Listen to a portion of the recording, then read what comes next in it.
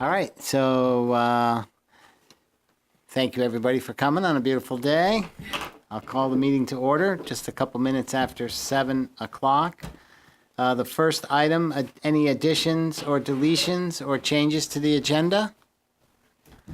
I don't think we have any. The item 17, we do not need to go, and there's no need for executive session today, so we won't bother doing that. And is there any public comment? I don't think we have any public comment. Thanks for all your work. Well, thank you. So the first item is we'll have Pat Maynor come up, I guess, just for a second. We looked at the inventory and assessment of the Hinesburg Town Forest, the report that was done. We talked about it at our last meeting. I think we had a couple of minor questions. And we said we would consider approving it so that it's now a draft, I guess, having the select board approve it so that it becomes part of the It package. should have an improved in terms of proofreading and formatting final draft since your last meeting. Which you sent, it was, I believe I shared it, because you. Yep. Yeah, okay. Yeah, and I put it on the website, and I left the old one too. I wasn't Okay, they're, sure in if I terms should. of substance, they're the same, so Yeah, you that's can what I probably thought. delete the old one. But I wanted to ask you before I just delete it, so I Yeah. just added it under it. Yeah, that would be great. But I guess I'll get rid of both, and then if we approve it, which it sounds like we are, will you send me one that doesn't say draft?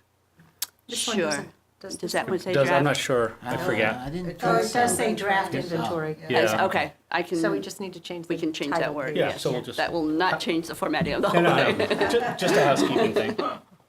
Yeah, I can do that. I'll Yeah. do that this evening if you wish. Sure, yeah, that's And we'll fine. put the PDF up on Exactly. Yeah. Yeah, on the Yeah. town forest Okay. page. Yeah. Are there any other questions? I think the So- public education piece is going to be huge. And we'll still get people who go, that was my favorite tree. Yeah, of course.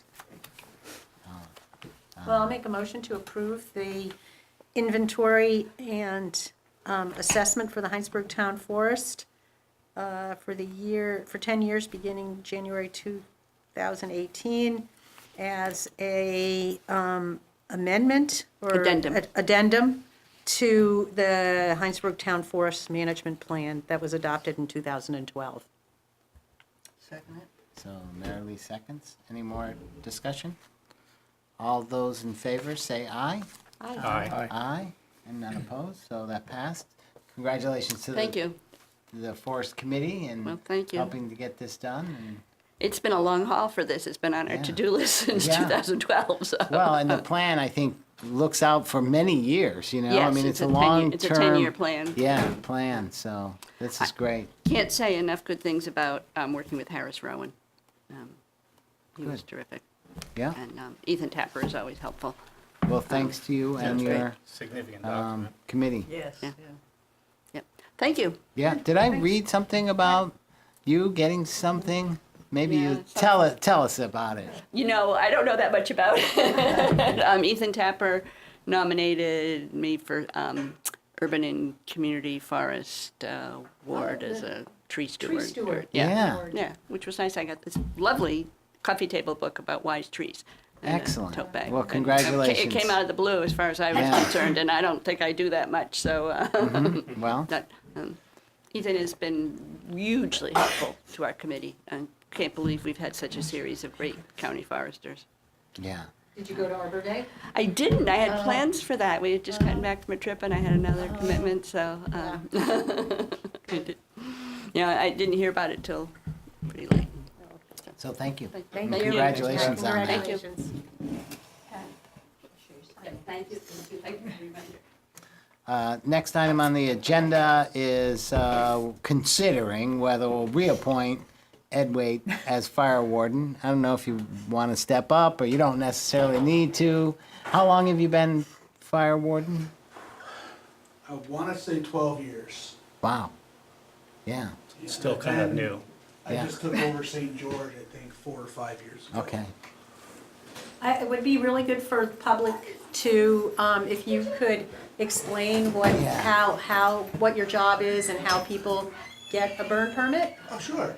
Just Maybe, because yeah, we're maybe. recorded and Yeah. sometimes That would people be a good listen- idea, yeah. And while you're talking about that, just add in what the difference is between you and the fire chief. Yeah. Right. And the fire department, yeah. So essentially, my job is to follow up with nuisance complaints as far as people burning stuff that they shouldn't be burning, people burning without a permit on a windy day. Essentially, I'll go and I'll check it out, and if it's dangerous or it's impeding on somebody's neighbor filling their house with smoke or whatever, then it's got to be put out. I really haven't had any trouble, knock on wood, with, having to put out fires. A lot of people are very understanding. Our dispatch center handles issuing for our burn permits. They log all the addresses and everything, and we issue, I want to say it's about 600 permits a year. Wow. That's a lot. Yeah, and the state changed the statute. It used to be you could burn without a permit as long as there was snow on the ground. Right. Well, now the state has kind of clarified that there has to be snow surrounding where you want to burn. And they changed it to where if you have cultivated dirt around where you're burning, you don't need a burn permit for that either. So they kind of open it up a little bit so people that want to be safe and don't want to set their woods on fire, they can set up to do so. What else? Our dispatch center asks a series of questions: what they're burning, how long they plan to be burning for, and where it is in proximity to woods and houses and stuff like that. So you can't burn painted wood, pressure treated wood, anything other than brush. Untreated pallets you can burn. Anything the size of a campfire, meaning, in a confined area. The state really hasn't come up with a definition of what they consider a campfire, no dimensions or anything. But my feeling is if you have a stack of pallets, that's a bonfire, not a campfire. So based on the size of the fires, whether or not they need a permit. All nighttime burns, we ask that people call and get permits for, even if it's in a confined area and it's the ground's tore up, because we get so many nuisance calls of somebody just driving by and seeing this glow out behind somebody's house. Yeah. So when dispatch gets that, they can say, well, we'll call a fire officer and say, we have a permit at this address if you want to go and check it out. So that's what really helps with our dispatch center handling our burn permits. Because if we get a call, they're right on the bat. They look it up, and they're really good by saying, we haven't issued any burn permits today. So if I get there. Do you check in with them and say, no burn permits today? Yeah. Yeah. So when I get there, oh yeah, I called, I got my burn permit. Oh, really? Okay, so explain to me, who you called to get that burn permit. So it's really gotten a lot better. I'll say in the last 4 years, with people finally realizing what they can burn and what they can't burn. We do still have people that try to, sneak the occasional tire or mattress into their brush pile. We have issued a couple of agency natural resources fines for people burning construction debris. Yep. So we can issue forestry fines for not having burn permits and burning unsafe. But for people that are burning pollutants like vinyl siding and sheetrock and construction debris, we call the Agency of Natural Resources. They come, they do an investigation, and they administer fines. So, it's just another tool that we have. The first go is, you got to put it out. Please don't burn this stuff. This is what you can and can't burn. And some people just figure they can do it anyway, and that's, when it gets to that point, we say, Chief Barber will call the Agency of Natural Resources. Not you? No, typically it's Chief Barber. Because he knows those guys, Yeah. he knows exactly, who to Right. call, and, you know, who to go through. And they typically, when they do their investigation, it's during the day when I'm at work. Right. So, you know, Chief Barber can facilitate that a little bit better. But the fire warden is the responsible party on that? Oh, yeah. Okay. Yeah, definitely. Okay. So you kind of delegate that to Yeah. the chief? Yeah. Okay. And the other thing I delegate onto the department is any calls that we get for burning. If any one of our firefighters deem it dangerous, it gets put out. Okay. You know, I told our department, I'm going to side with you guys. If you tell me, look, it was dangerous, it was, you know, next to this house or whatever. So they don't have to call me at work and say, well, this is what I've got. If they feel that it's in danger, you know, we're going to put it out. And when, so people can, they do not call 911 to get a burn permit? No, no. It's in the directory, it's on our website, the town website Yeah. of what the number to call. So there's So- no dispatch fee. for Yes, that. Yeah, that's what I, 985-8051. Right. That's the number to call. and even though it's going through dispatch, we're not being charged a fee for it, I think we are charged a fee. but it's not. Everybody that uses dispatch to track them are charged. I want to say, I think when it's like $1 a permit Okay. that they issue. It's not an exorbitant amount. But it's not the same as when we're using 911? Oh, no, no. Okay. Yeah. And the only reason that dispatch started charging was because it was just a few of us that did it. Well, the word got out, so now almost all the towns want Shelburne to handle it, and they're like, well, it's starting to impede on our calls now, so. But it makes sense. They're not trying to reach you like it used to be in the old days. Yes. You know, you'd have to reach somebody, so. Yeah. Sounds like the program's really matured and it seems to be under control. And like you say, people are being educated on what they can burn and what they can't burn. so. Yeah, and you know, even some of the nuisance people are starting to get the picture now. You know, we are going to enforce what you can burn, what you can't burn, and we are going to enforce whether or not you get a burn permit. Yeah. So that's working nice. All right. Essentially, my function, different from the chief, is I only handle the forest fire aspect of it. Al handles everything, really. I deal with just the brush, you know, people burning brush piles or grass fires and stuff like that. By state statute, when there's a grass fire, I am the top person in the town to handle those calls. Most of the time, because we're so short on manpower, I delegate that to Al and I go out and I get the play and put the fire out. But it's up to me to delegate that, you know, as fire warden. And that's what really made sense about taking over for St. George. St. George didn't have one for a couple years. And I said, well, we cover it for fire. I said, if it's not an issue, I said, I will do St. George and Hinesburg because, I mean, if there's a problem, we're going to get called, You're gonna you go know, there either anyway. way. So, Okay.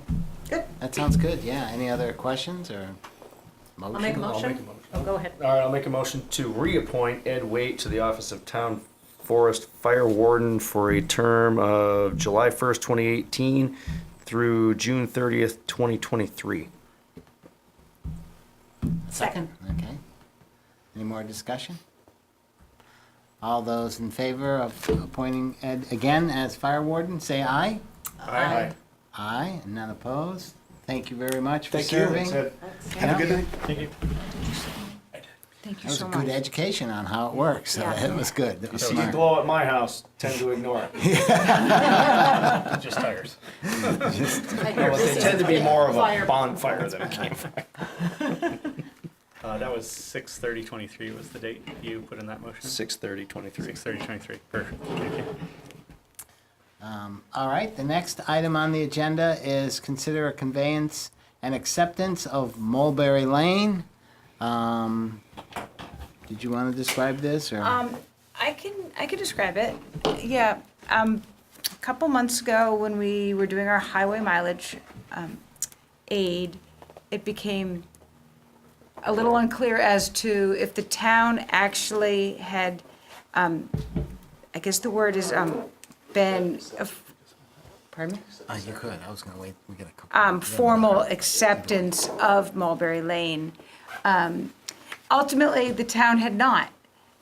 So after some work with one of the municipal attorneys in Brian Monahan's office, we now have the signatures and the conveyance, if the select board agrees, to take over and officially maintain and therefore get highway aid for the lower part of Mulberry Lane, which is, my understanding is the original part of Mulberry Lane. Yeah, because it was added to as part of Thistle Hill. Yep.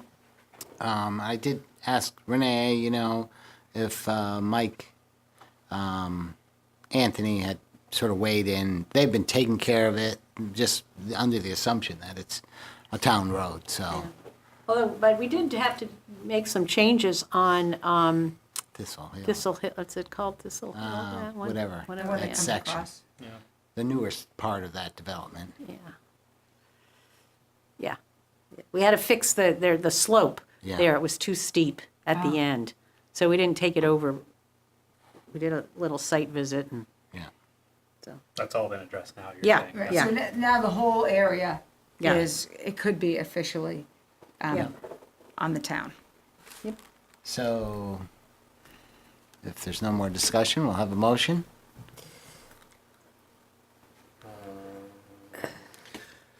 well, we should, it's a resolution. So It is- I guess, make a motion that the select board accept the irrevocable offer of dedication. Yeah. It's attached as Exhibit A and proceed forthwith. And dated May 7th, 2018. Yeah. All right? Is there- And 2000, and May 2nd. Okay, yeah. There was two dates, there's two of them. And then we would accept it, and then we have to say that it's a town road.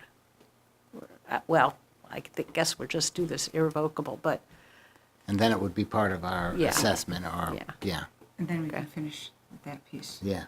Which you had a goal to do, right? Yes. Yeah. Which would be great. Is there a second for that motion? second. Okay, any more discussion?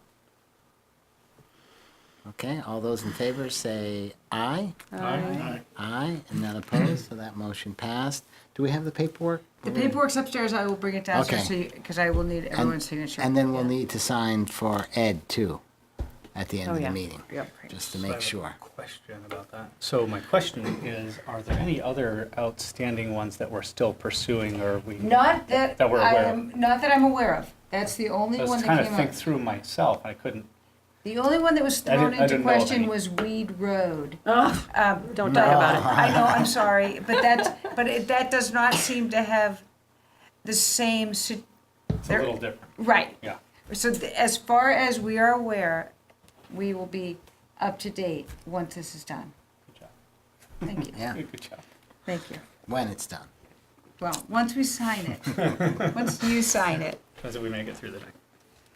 All right, the next item on the agenda is consider approving audit engagement letter with Fothergill, Nagel, and Valley. Is that right? Sigali. Sigali and Valley. Sigali and Valley. That's what he said. I heard that. Got you back, Phil. Stop auditing me, okay? What? Do you want to come up and tell us why we should Why you do should this? As Sure. as you were making the motion about the road, Joan goes, "Oh, a new fixed asset." Something to add to the depreciation schedule. Roads depreciate. Yeah, yeah, they're all on there. No, they don't depreciate, but they're on the they're- schedule. yeah. So it's like I can make a note that Cheryl knows to put this on. Yes. Well, so I know that over the past couple of years, there's been discussion from you guys about hiring a new auditing firm.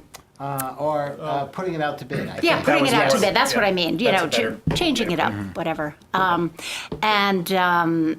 I think, that was something that Renee was maybe working on at some point in the early spring. And, it's just one of those things that we haven't. It's on the list. It's on the list, yes. And just the other day, I was, I saw some stuff on our municipal clerks network indicating that people were having a hard time finding auditors, and so I thought, well, gosh, I better at least get somebody lined up for this coming year, because we didn't want to be left without an audit. So I contacted Fothergill Segallian Valley, who are the ones who have been doing our audit, and they're amenable years. to that. Yeah. Yes, for several years, yeah. now. So I was able to get on their schedule, and I think she felt like in order to hold our spot on the schedule that she would like you guys to approve the engagement letter. So, Okay. And this is for the audit for when the year ends, June 30th? yes. They start it and they finish in, Well, they September, usually, like the past few years, they've been coming on site in the first week of October, which is what they're doing, planning to do again this year. Yeah. So we send them a lot of information. They do a pre-audit visit, but then the actual audit, when all of them come for a couple days, is the first week of October. That's when they set up camp, right? Yeah. Here, yeah. I've seen, yeah. do they tend to send different people? It changes a little bit from year Yeah. to year. Yeah, they usually have a point person, and it has been Layla McCaffrey for the last couple of years. So, It seems like at some point when you use the same folks for a little while, you'd want to change it up so you get some different eyes on it, I think. And to Yeah, make I mean- there's some advantage of knowing it, but that's a disadvantage too. yeah, I I think. mean, and we're, I'm totally open to that, and Yeah, yeah. it's just one of those things that hasn't, we haven't. So, I mean, if we go forward with this, I think it'd be worthwhile. I don't know how many years it's been since we've gone out for an RFP, just to quote it. But if we start early next year, that might be, and certainly, they certainly could send in a bid, and Sure. be part yeah, of it. Yeah. But just to make sure we're getting the good value. And, Yep. I think we'd want to do that almost in the late fall. That's what Yeah. I was. Okay. That's what I was Yeah. about to say. I would Okay. even suggest like November. yeah. All All right. Yeah. So we can commit to trying to do that. So as we're starting the budget process? Yes. Yeah. Yeah. I mean, I think the biggest part of it is getting an RFP sort Yes. of spelled out so that it's clear what you're looking for the audit firm to do, and then once you've done that, I think it would be a pretty straightforward process. Okay. Right. There is a learning curve to to them learning about the Yeah. operations of the town and how the different pieces fit together. And so there is the advantage of fresh eyes, but there's also, it's a few years, I think, Yeah. until the auditor has a really good understanding of how the operation works. So that's the balancing part to that. Well, hopefully it's just, they give us a bid and they're the low bidders and they keep doing it. Yeah, I I mean, think. that's the yeah. ideal situation. Right, is- and I think typically you probably have to have a contract that's for 2 to 3 years Yes, minimum. yes. Because they don't want to come for a year, go through that Exactly. learning Oh, curve. absolutely. And then, Yeah. So, Yeah. yeah. So in the meantime, you're pretty satisfied with their performance? I am. I think they're very, very good. They're very thorough. I don't know, they have a great reputation. The price increase has really been pretty minimal over the last few years. So, yeah. They're quite available to us for questions during the year. Yeah, during the During year. the year? Mhm. Okay, that's Yeah, good. stuff comes up, and we How do should you put- email. yeah, and, how should yeah, you? how should we handle a certain Yeah. thing? Okay. Well, I'll make a motion to sign the letter of engagement for Fothergill Segallian Valley as our auditor for the year ending June 30th, 2018. Second it. Any more discussion? All those in favor say aye. Aye. Aye, and none opposed, so that motion passed. Thank you for coming in. Well, we're for sticking around. Oh, okay. Thanks for sticking around. Before you do leave, if you can make sure you sign the attendance sheet. Thank you. Hi, Eric Hey, and Tyler. hey. So we have the next two items on the agenda. One is consider approving an application for state funding of a water asset management plan tool. Yes. Yep. I mentioned this briefly at our last meeting. Taking a state-sponsored course at the University of New Mexico on doing asset management and using the tools to do that, to help track things and map and get them all on, take the guesswork out of things, which is technically. So this is a program, asset management program that does water. It can do a lot of It can do a lot. of You can- infrastructure. absolutely. But primarily the water. The program, the funding program is water. Right. Is water-based. Once we get going on it, though, we'll be able to add wastewater. We could probably add layers for sidewalks and Yeah, whatever we talked- else. Yep. The program itself is definitely robust enough to handle a lot of different infrastructure. So the, we call it a grant? Is it a grant? It's forgiveness. backwards, Well, yeah. yeah, It right. basically, you could think of it effectively as a grant, but they do it where they give you a loan with targets you have to hit, and then they forgive you the loan. So instead of, that way that they know that the money is being used to get to the place they want you to get to. So that's the whole point. And you have time to get those targets done before you start paying. So And- as long as you're doing your part, it's in effect a grant, but it's not called a grant. And so just sort of describe what work would be required to follow through to get the loan forgiveness? How much actually, what'll actually get done? Okay, for the details, I'm going to pass off to Tyler. All right. So it's a couple. It's just so people are clear. It's two different prongs that Eric's talking about. One is the physical application program that would be on the iPad or the computer or whatever. The other side of it is the asset management program, which is pulling all these pieces and parts together, kind of looking under the hood of the water system. Those details would get put into that second prong, the program itself, the application.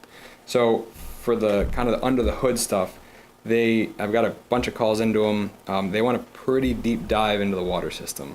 So when the state. So to get forgiveness, they want you to take a really deep dive. So basically, the dollar of replacement of any piece in that entire water system is $1,000 or over. That's part of the program. So your tiny little valves and stuff, they don't count. They're miscellaneous almost. But an 8-inch gate valve to replace that, easily over $1,000. So all pipe, all wells, all treatment, all tanks, pressure reducing vaults, everything over $1,000, which is not hard to get $1,000 in a water system. When you're going $150 a linear foot for pipe replacement, easy to get that. So you basically inventory everything in the system, and you assign a condition to it, expected life out of that piece of equipment, how much life is left, the replacement costs on the road, and you basically tally all these things in an inventory, and looking at the replacement costs to figure out and what you're bringing in also to figure out if you are breaking even, if you're, like most towns, probably aren't putting enough into your capital Reserves, reserve to keep up with your aging system. The systems are aging way faster than people are replacing water mains, replacing wells, replacing tanks, that kind of thing. So what they want to see is, and why it's such a good incentive, is to towns better balance the use of their funds toward the weakest links and the biggest priorities. But you're still, basically, when the water main breaks, it might not be in your program. That's true. Yep. And so absolutely. you're still But crisis management. But so you're trying to get out of that. It's not. It's like steering a barge. You're not going to be steering it as soon as this program's done. You're not fixed. It's steering you in the right direction. You're still going to have those emergency brakes, but you're going to be picking off every year or two or whatever. You're going to be picking off these worst segments. But So how do you know they're the worst segments? Okay.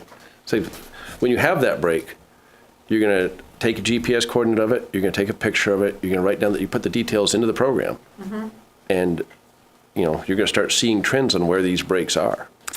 And might a not lot, see when we're replacing something, though, we might not be seeing those trends for 20 years, You hopefully. might not. I mean, hopefully. a lot of the That's properties are going to be the old pipe. Your 100-year-old Right. cast iron pipe. Yeah, you might not have a break this year or next year, but that thing's a ticking time bomb. Your Right. 10-year-old PVC, that's going to be pretty darn low, unless, you know, Eric on his app says, well, it's 10-year-old PVC, but man, we've had 3 or 4 leaks. You know, it was put in shoddy, something's Right. wrong. You know, that's where you pick up your newer things. But the old stuff, you know, your old 60-year-old AC pipe, And, you know, Right, but so does that mean, though, that once we have this, then we're going to develop a program that says every year we are going to allocate funds and time to be replacing the system before it breaks? That's the goal, is to be right. fixing show stuff you- before it breaks. Be more Proactive. proactive, not reactive. But Right. at least you'd say, when you're done with the inventory, you'd say, here are all the different valves we have. Do we have a spare of them, you know, the right Right. types?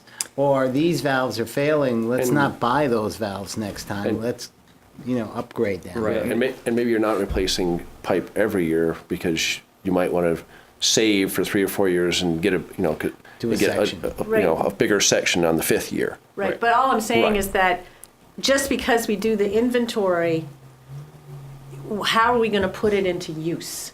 Right. That, you know, immediately, which means that, I mean, we're going to be having to make some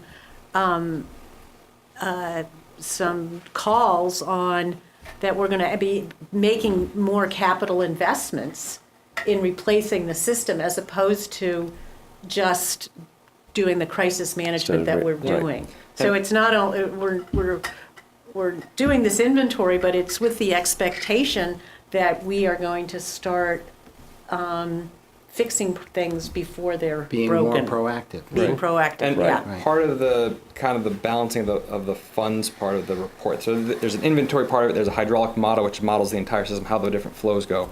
The report at the end is kind of trying to balance exactly what you're talking about. Is you're not going to be able to pay for. Right. No towns can. Right. So it's balancing what you can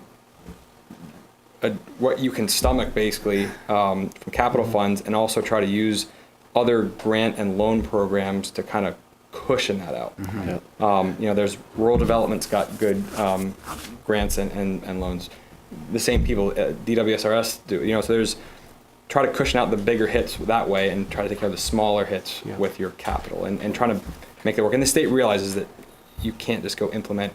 That's the first thing I told Ashley is like, well, they're going to be nervous that they're going to have to go do $5 million of water main replacements over the next 5 years, and they're going to be locked to it because you forgave them the loan. They said, no, that's not the intent of this program. It's try to get towns proactive, not reactive, to realize the kind of the ticking time bomb that they're sitting on, because the infrastructure as a whole in the state is way outlived its lifespan in many cases. It'll help you, you know, make those decisions based on data versus just what we feel is the best place Which is to put how the we've money. been running, anecdotally, until something breaks. Right. And then when it breaks, we're not even sure what's You there. know, when I fix. when I come here, you know, looking for X dollars to upgrade something, I can go, here's why. And know. I think, you know, for grants, if we were to do this inventory assessment well, then that could be the baseline to say, here's what we're trying to do. This is telling us, you know, the data's there to say this section of pipe or these Right. You've already done your valves homework. Right. So you'll be that much closer And, to you know, it. What's required? I mean, so we get the program up and running. How much work is required to get to the point where, you know, you go, we did it, now give us our loan back? Yep, it's a lot. It knocked my socks off.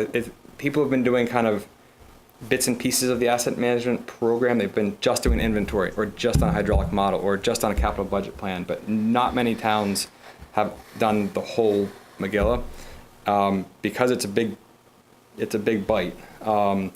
So the loan forgiveness is up to $50,000. She gave me, there's 5 other towns right now. They've got only 2 spots left. They're basically going to do a couple a year, it sounds like. The other towns that are in so far and have an approved application Plainfield, which is basically their water system serves 975 people. Their engineering fee was about $40,000. Richford, about 1,700 people served, $49,000. Orleans, $34,000, 900 people served. Johnson, $35,000, 1,300 people served. Hinesburg's 2,800 roughly served. I pegged. 2,800? That's what it has on the state website. I was putting this together last minute today. For actual bodies, Bodies, not services. not service lines, but people. Services that How are had you pegged it. figuring that there's It's like including- 2 people per house or It's got something? 905 services on the state database. I called Eric late on this and just to confirm, but so it So is. that translates to 2,800 people, 900 services? Well, you also have to figure in the biggest high school in the state, too.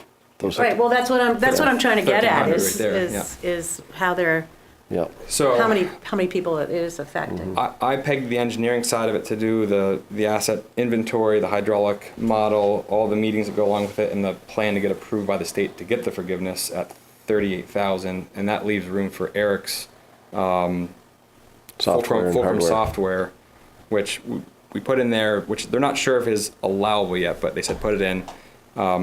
We said 10 years, and it's $25 a month, so that's 3,000. A couple iPads, and then the GPS unit to lock into the iPad, and then a truck mount. So that was roughly $6,000 in application / hardware / equipment.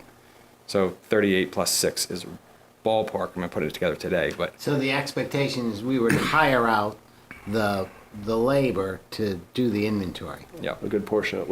We'd I be mean, working with obviously, them. you guys would be We'll be working learning with how them. to do it on a daily basis. Right.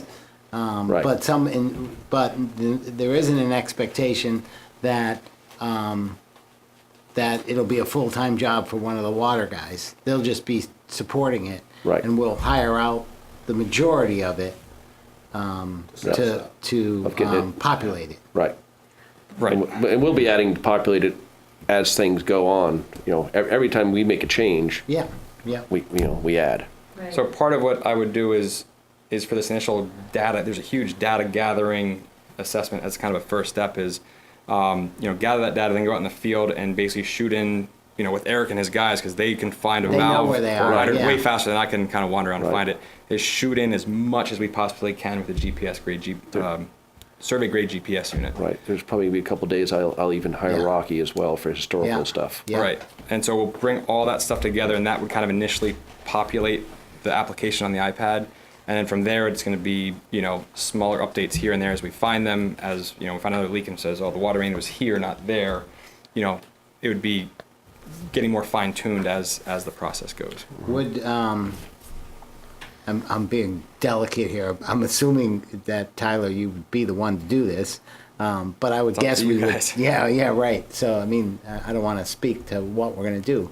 But I would hope that as part of doing this would be putting in the procedures that, are used to maintain it going forward. Right. So, Right, that's part of the program. training to people and here's how we do it. And then Eric, it'd be your oversight to make Right. sure, even though, in the middle of the night you did some things, somebody's got to follow up the next Right. day and maintain it. Well, that's actually be expected, before you leave the site. You bring Yeah. you bring It's it the with easiest way you to and do you it. punch it in Yeah. before you leave site. Yeah. Absolutely. Are there any questions for Eric or Tyler? So, it's an application, which we would apply for it. And then after we're done, we'd say, hey, we're done, and we apply for the loan forgiveness. Correct. And there's no payments made in between? I don't believe so. As long as we are timely. Timely, right. If 5 years go down the road and we're still, pulling together valve locations, yeah. But it's something that once you dive into, I think you want to kind of stay on and not kind of pick it up and put it down, pick it up and put it down. There's just too much information to gather. So it's basically first come, first serve. There is no priority points like some of the other systems. If you get a full application in there that's signed and has all the right documentation attached to it, you will get one of the 2 spots remaining. If 2 other towns submitted one at 5 o'clock tonight, We're out. we're out. Till so it's next year, maybe. maybe Right. till next year. Yeah, She maybe. said we can't look that far ahead. Right. We'd Yeah. like to. It looks like it's a great thing to do. It's really going to help towns out. But Where's the money coming from? it's federally funded through the state. So it's the state revolving fund. And I mean, the DWSRF gets funded, I want to say that it's like they're up to $20 million a year or something like that. So them picking out 5 or 6 towns to do $50,000 or under, it's pretty small portion of the overall DWSRF budget. What would be our timing, expected timing? So let's say we get approved, we start in July. How long do you think it would be? Would it be like a 6-month thing? Yeah, that's about what I had pegged. I think it can be done faster, but like everything, the more you start digging into it, the more it slows you down. So I had about 6 months in there, roughly. Yeah, from that's the gather stage, the hydraulic stage are kind of easiest, but as you start getting into the financial side of it and working with the towns to try to get those balancing numbers and stuff, there can be, that's where it slows down a little bit, where there's a lot more people involved.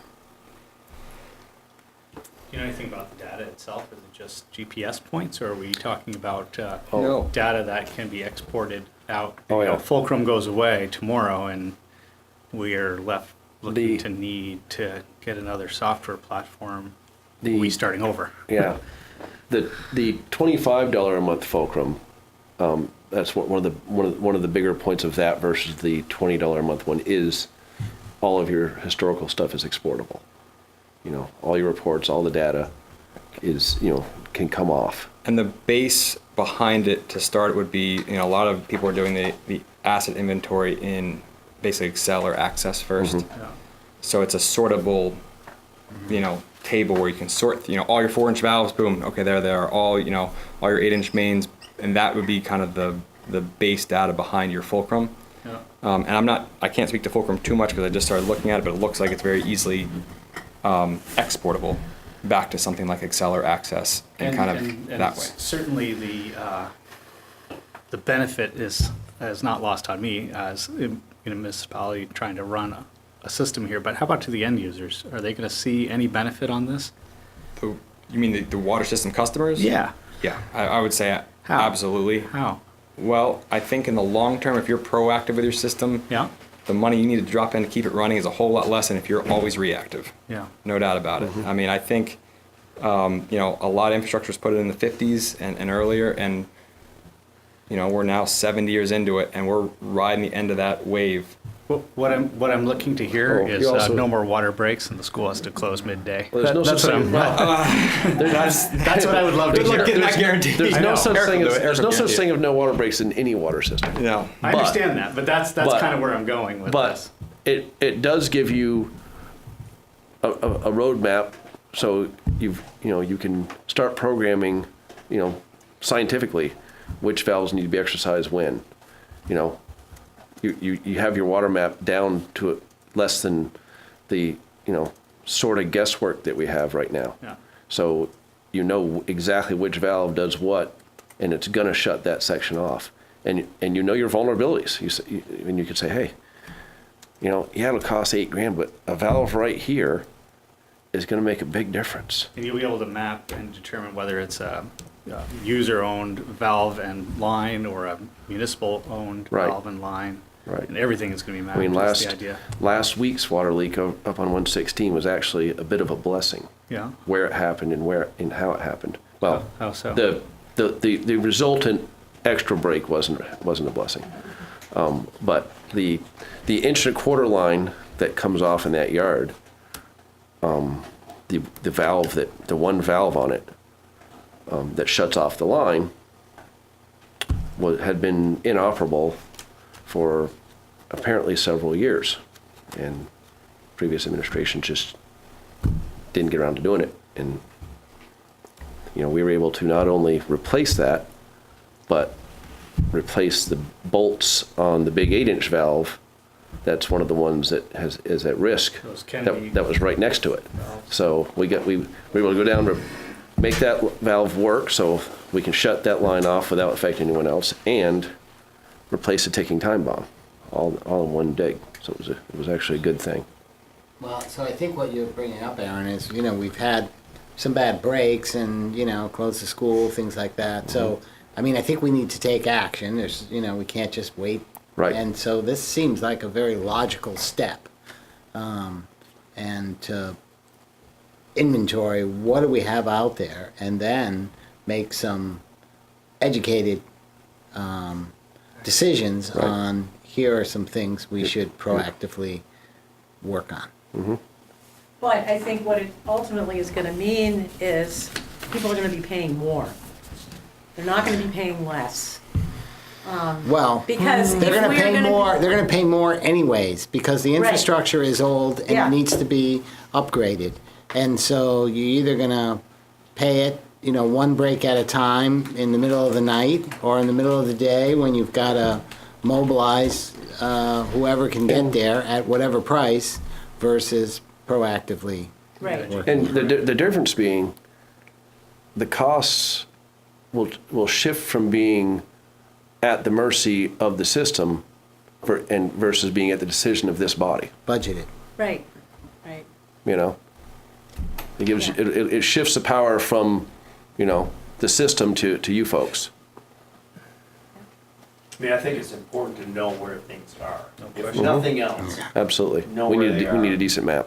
and we've talked about adding the valves, to shut off sections rather than half the town. So whether we do a little bit with it or a whole lot with it in terms of replacing stuff in Right. advance, I think it's Right. crucial to know where these things are. And what happens if we mess up and the loan isn't forgiven? I think you guys are looking awful hard at me, aren't you? Okay. Let's say they got, So I guess administratively, does it trigger anything that would affect the bookkeeping end for you guys? well, I need to budget more to pay the loan. And Right, even but I mean, in terms of an audit, because we're getting this federal money, does it trigger?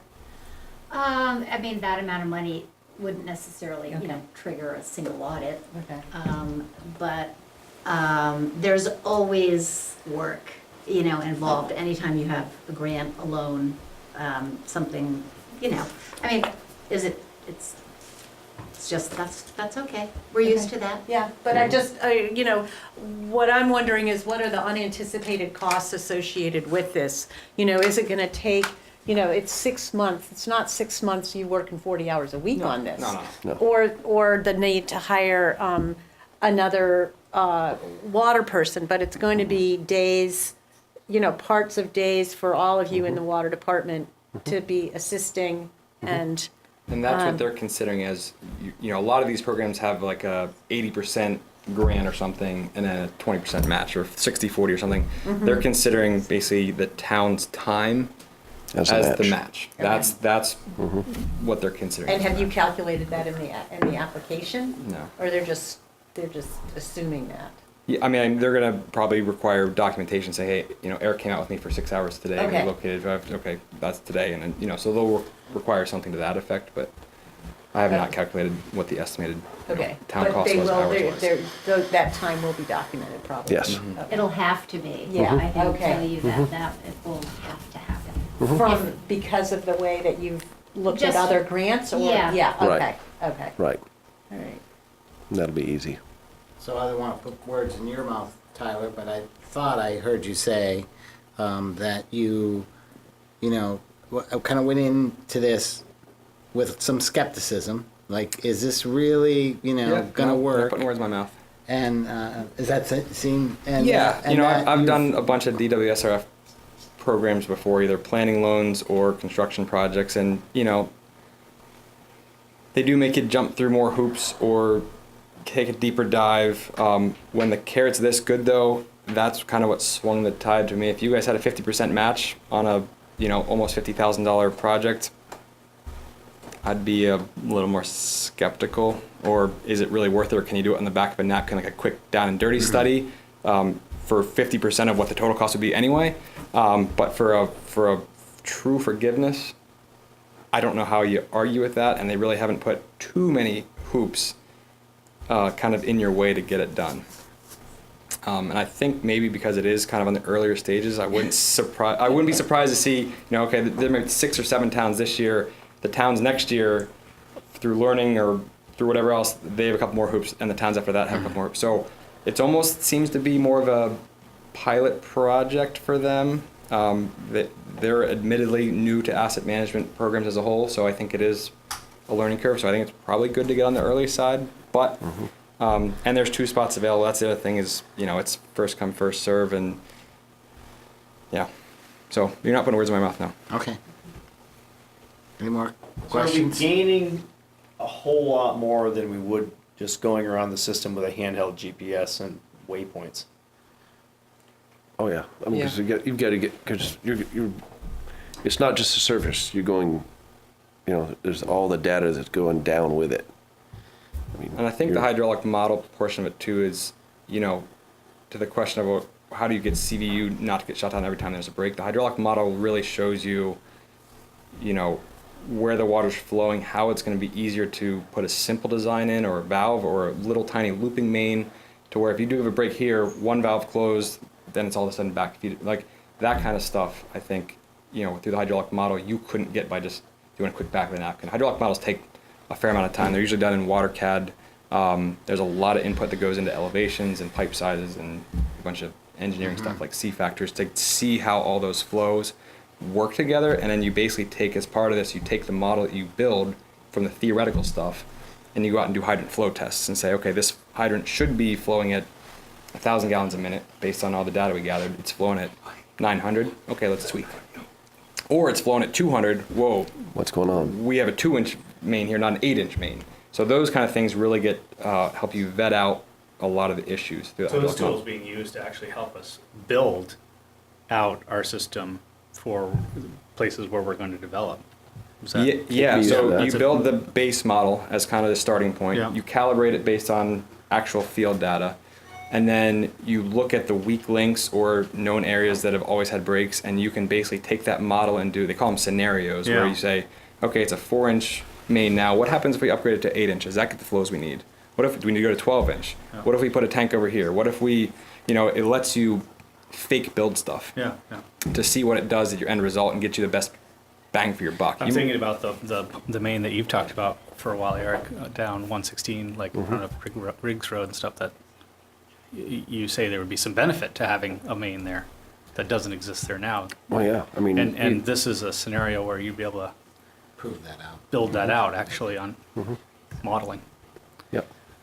Yeah, I mean, this thing, it does far more than that. I mean, you can set up maintenance schedules, work orders, generate reports, presentations, all from that same base program. It's pretty robust. Who uses it now, did you say, around here? I haven't checked the users around here. I found out there are a lot of asset management programs out there. Yeah. And a lot of people want, most of the good ones, they want a lot of money for them. That's why I asked about the exporting of data. And That- and then your ones that don't want much money, most of them, they don't let you, they trap your stuff. Proprietary, And yeah. Right. This one was actually recommended by the professors from the University of New Mexico School of Engineering that, is conducting the classes that I'm taking. Yeah. Because it's the balance. It's not as big and beautiful as, ArcGIS, but it's very usable, very user-friendly, and gets everything done you need to get done. Especially on a level like what we're talking about as Right. opposed to, Yeah, it's not Boston. yeah, the city of Boston or something. No. Yeah. Can I Yep. ask a question? Who are you going to be responsible for the reports and the paperwork and all that stuff related To to the the state? grant? Yeah, to the state. Submitting the Like- grant requests and communicating with Missy about that. And then is there a licensing cost to the software after the fact, after the 5 years is out? It's an ongoing $25. They don't let you outright buy the program. Like a lot of programs now, they make you pay kind of a monthly user fee, essentially. It's $25 a month.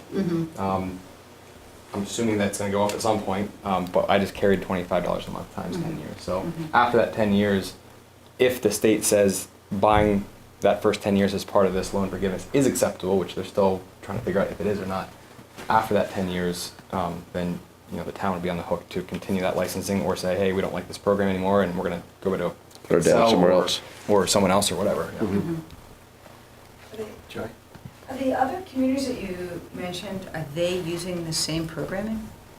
No idea. They are just getting started or have just gotten applications in. So nobody's dictating what program you buy. No, Uh-uh. no. Okay. My guess is the other towns doing like the hydraulic modeling are using WaterCAD or Excel as your base inventory, but in terms of like Eric's guys in the field inputting stuff as it gets updated or as breaks happen, I don't think anyone else on that list has gone that far yet. I asked because I happen to know the town manager in Johnston, and I'm happy to ask what they're doing with it, Yeah. if that might be a helpful I guess, resource. there's a lot of programs out there. I mean, Milton uses WaterPoint, which is a decent program. I chose this one, I say, based on the recommendation of the professor and the fact that they're a very willing, free asset to help us anytime we ask a question. It's like, that to me was a pretty good selling point. It's like, hey, Well, like, what about asking who their existing customers are? no, I'm saying the University of New Mexico is a willing asset to help us if we have any problems, Oh, you know? And honestly, it doesn't, if we're talking $25 a month, It's not, reasonable. it's not an extraordinary amount of money. Yeah, and like- It's money, but, Right, you know. and what we're trying to do is see if we can actually buy the first 10 years at a chunk Yeah. under the forgiveness. Oh, yeah. So it's even $0 a month for 10 years. Yep. It's even better price. Right. Yep. Any more? I guess, would you like me to do any research into how Johnston's doing with the program at all? I mean,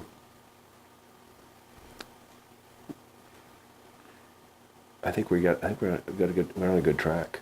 I don't think, you know, I mean, Well, if I they've think been it's sold a that- bill, if they've been sold one way, doesn't necessarily mean it's the right way, True. you know? right.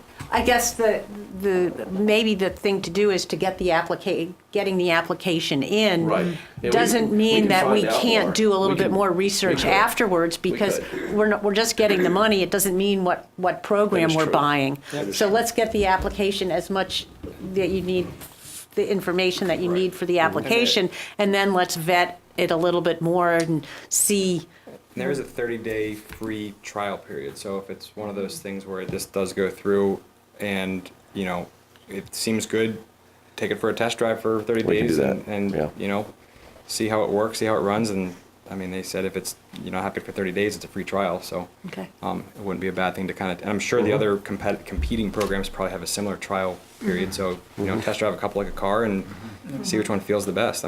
I would be surprised if, like Eric said, there's a lot that are way expensive. There's a couple that are really cheap that are like too Clunky. basic and bare bones and clunky.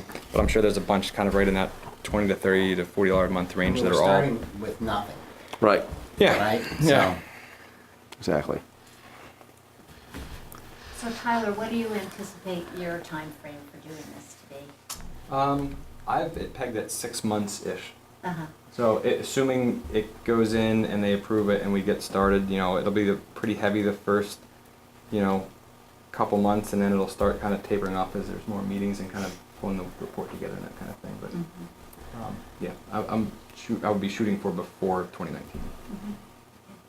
Sometimes when you submit it to the state, it'll take, you know, 2 or 3 months to get back to the comments. So depending on that too, I mean, that can take a long time to get approval. Yeah, so how does it, is it a reimbursement that, because we'll be needing to be paying on you? Right. So Right? the planning And- loans, they basically, yeah, it's a planning loan that's forgiven. So they So- would give you the money, Oh, they will give us the money up front. right? Okay. And then you, assuming everything gets done correctly and they sign off on the final report, you just don't pay it back. It's a forgiveness. Okay. And And then if we do pay basically, it back, what's the interest rate? I believe they're 0%. Okay. If they're not 0, they're 1 or 2. Yeah, it's no more than 3, but I believe it's 0. Yeah. And the way I have it in there is just so everyone gets the right eyes on it. You know, bring together. There'd be a lot of meetings with Eric, kind of to make sure things are going well, and then kind of once the draft report was at a good stage, it would go to, you know, all of you, Eric as the whole deal, to the state for all feedback and comment. You know, get everyone's comments in, and then kind of make a final push to that final report that would go to the state and then be approved and off and running with the kind of more day-to-day stuff with the actual program. Yep. What's the period of repayment for the loan if it doesn't get forgiven? 5 years. 5 years. I'm pretty sure I have to check on that, but I'm almost positive it's 5 years, 0%. Yep. I mean, Okay. with what we're gonna get, if for some reason we didn't meet meet their mark, it would be worth the 10 grand a year for 5 years for what we end up having. I mean, If it all we works we out, much rather, have the forgiveness, but the end result is worth 50 grand anyway. Well, I mean, it sounds like it's federal money purposed for this, so it seems like if we do a decent job, we should, it sounds like it's been looked at, we should be able to comply with the requirements. absolutely. It is a step in the right direction and, to start moving, to be a bit more proactive and to understand what we have. We have our, local engineer that we've hired to help us with town infrastructure, willing to oversee this. So that's, sounds good. So it seems like it's a good move all around. If we didn't do this, we would have said we were not really doing anything. So, And then I talked to Ashley, who administers the program, and said, every town usually asks kind of when they're committed to the point of no return kind of thing. And she said, well, if we're getting an application in, you can't backtrack, but we really don't want to get an application, process it, and take someone else's spot. But after they get the application, there's underwriting and that kind of stuff to process it, and that's where, once that process starts, is where it'd be kind of point of no return. Once you get it underwritten and get it ready for signature, and then start going so getting the application in isn't necessarily, it's not too late to say, wait a second, we don't want to start looking at our water system. yeah, we find something. So another hoop that we didn't know was there. Yeah, and I said, any fine print, Ashley, anything we're missing, because it seems, no fine print, okay, so. You said how many were gonna be funded automatically? There's First five. Five. That you read there. 3 are already done. Oh, 3 are done, okay. Joan has a question. Yep. So Tyler, would you be the one responsible for reading it in advance and making sure that everything you do complies with the provisions? reading what in advance? The loan application and what they're requiring and how you're required to Yep. proceed. I've got it, Eric and I worked on it today and have it mostly filled out.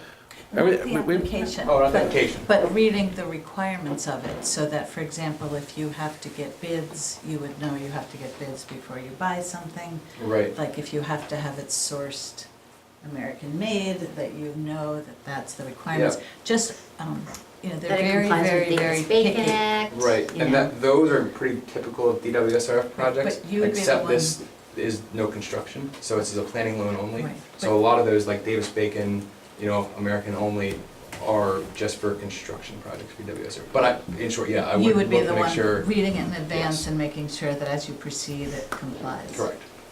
And that you're tracking labor and all that stuff. Well, I mean, I would track Appropriately. mine, Eric would track his in the towns. Right, but you would keep track that you have his to submit. Right.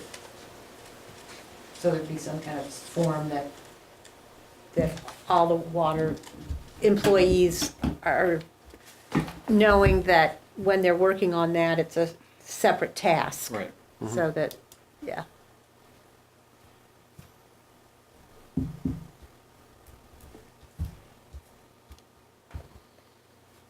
So if we want to move forward, I think we'd make a motion.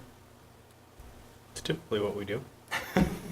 Okay, I'll make a motion that we task East Engineering to work with Eric Bailey to submit an application for the drinking water state revolving fund that is up to $50,000 of a loan. Is that what I'm asking? For water asset management. For water plan. asset management. Second.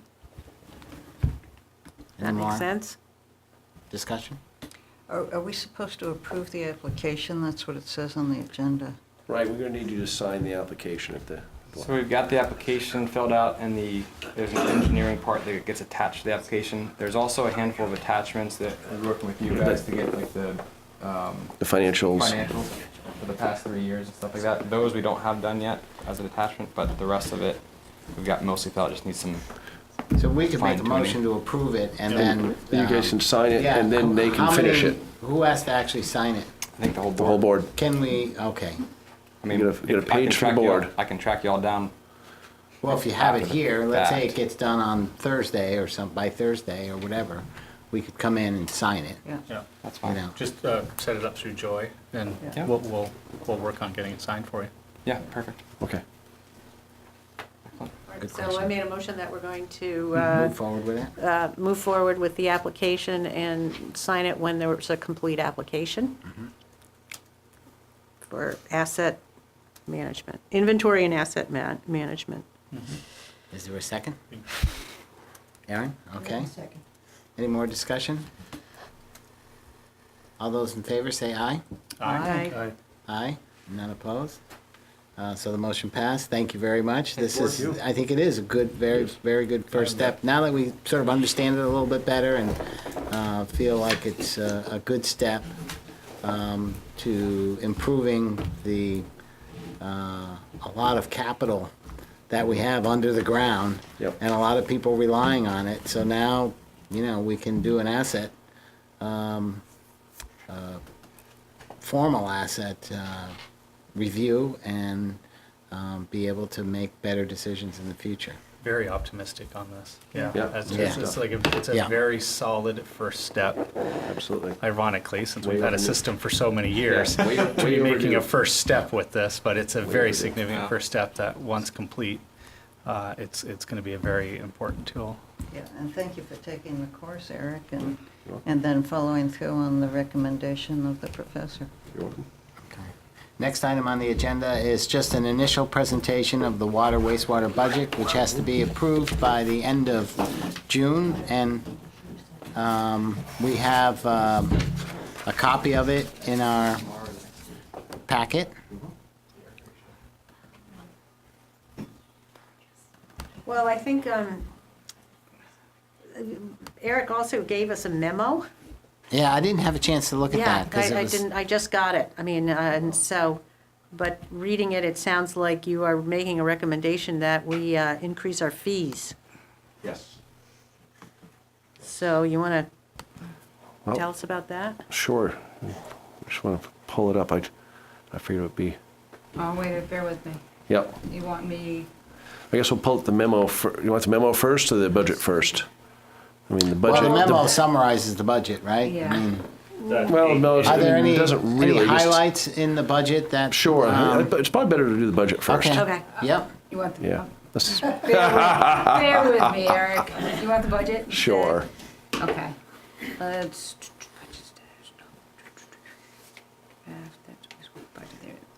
And this is up to date as of, Is this the one I gave you again today, or is it the one from it Friday? says 5/18. Okay. Because there's actually a There's a better one newer this one. afternoon. Okay, yes, you did, okay, wait, bear with me, Yep, please. I had a couple of errors that I was helped with from the clerk's office. Okay, Had let's to be see if we polished can up. Find that one. So you'll tell us what, the highlights. All in right, here. yeah, Absolutely. yeah. Right. The Cliff Notes. The Cliff's Notes. Notes, 2 hours. Becoming This should be the one that, this should be it. 8B, does that look better? 8C, for I you? have 8C. Today, yep, that sounds right. Oh, that's it? Okay. Okay. That sounds right. All right. Is that focused well? Doesn't appear to be. Well, it was, but we can If we tinker. turn that light off, We that can might tinker help. with it as well. Well, let me, I can see it up there. I don't know. It's called 8D. I got 8B, yeah. All right. So let's take a look. Well, starting, we'll just do the ones with big changes. Repair and maintenance supplies and water. So we're in the wastewater. Water, wastewater, and the water line items, which is what's showing in the screen.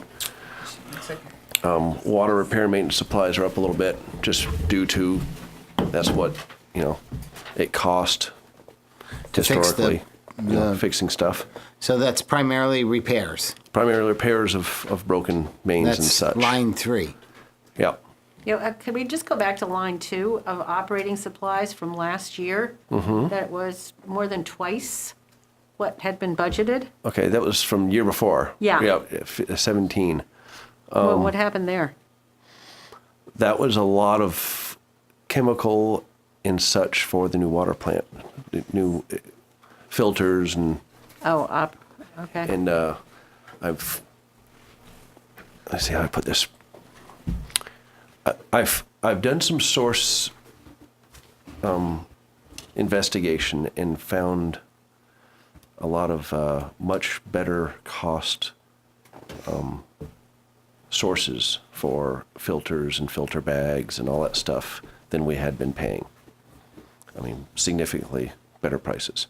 So you've budgeted for the next budget 18,000. Yeah. We don't have what we're at for fiscal year 18. We're not finished fiscal year. No, I know, but Right. we're only a couple of weeks Right. away, so Right. that data would be nice to have. Right. Yeah, I mean, you should have. We gotten did that get in the it. Budget status report. It is. Okay, that's Right. the other one. Yeah. The D, yeah. Yeah. I was gonna say that line, I do have the detail printed out here, Eric. Okay. And a lot of, there are some, like, about $20,000 of it. So probably went to ISI, or 15,000. Right. For, For bags and such. And I think Oh. possibly for some expenses associated with Getting it the started. well, that Okay. they did not allow to be included in Right. the bond. In the bond vote. Yeah.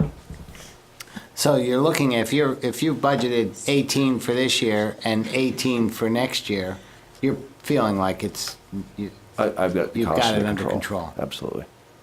Yep. Yep. Oh, because for this year, we budgeted 18, but we're actual is 22 already. Right. Right. Yeah, 23. Exactly. Okay. But like I said, I've changed.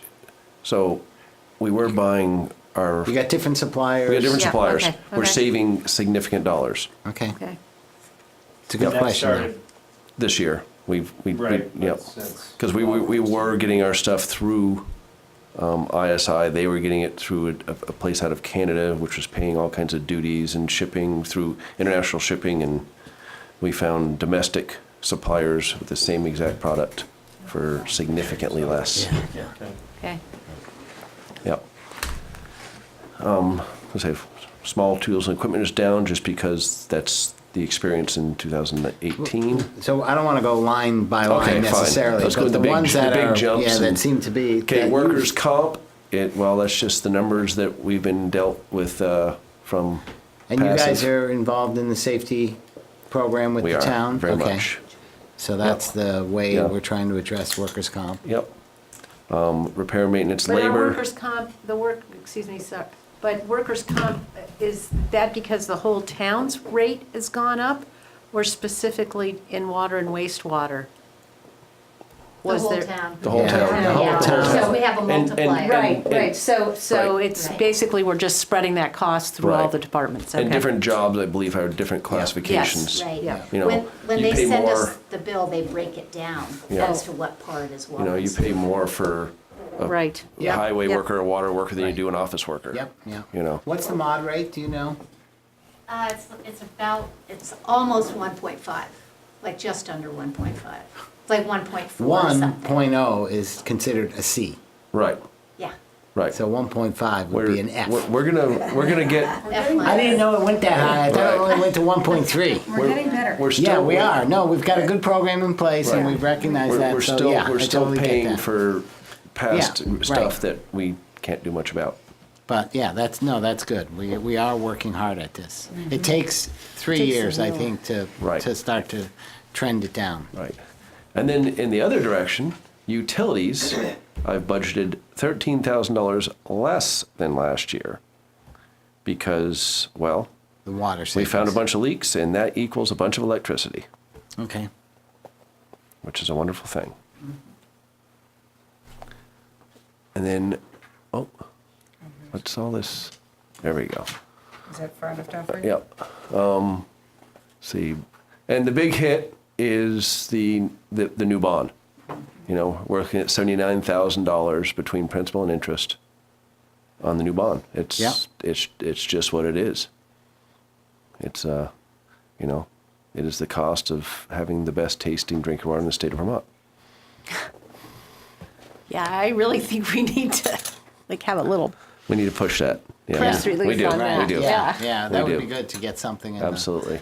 in the paper on that, which I was going to mention, but I guess we can. We got honored by, can you, Yep.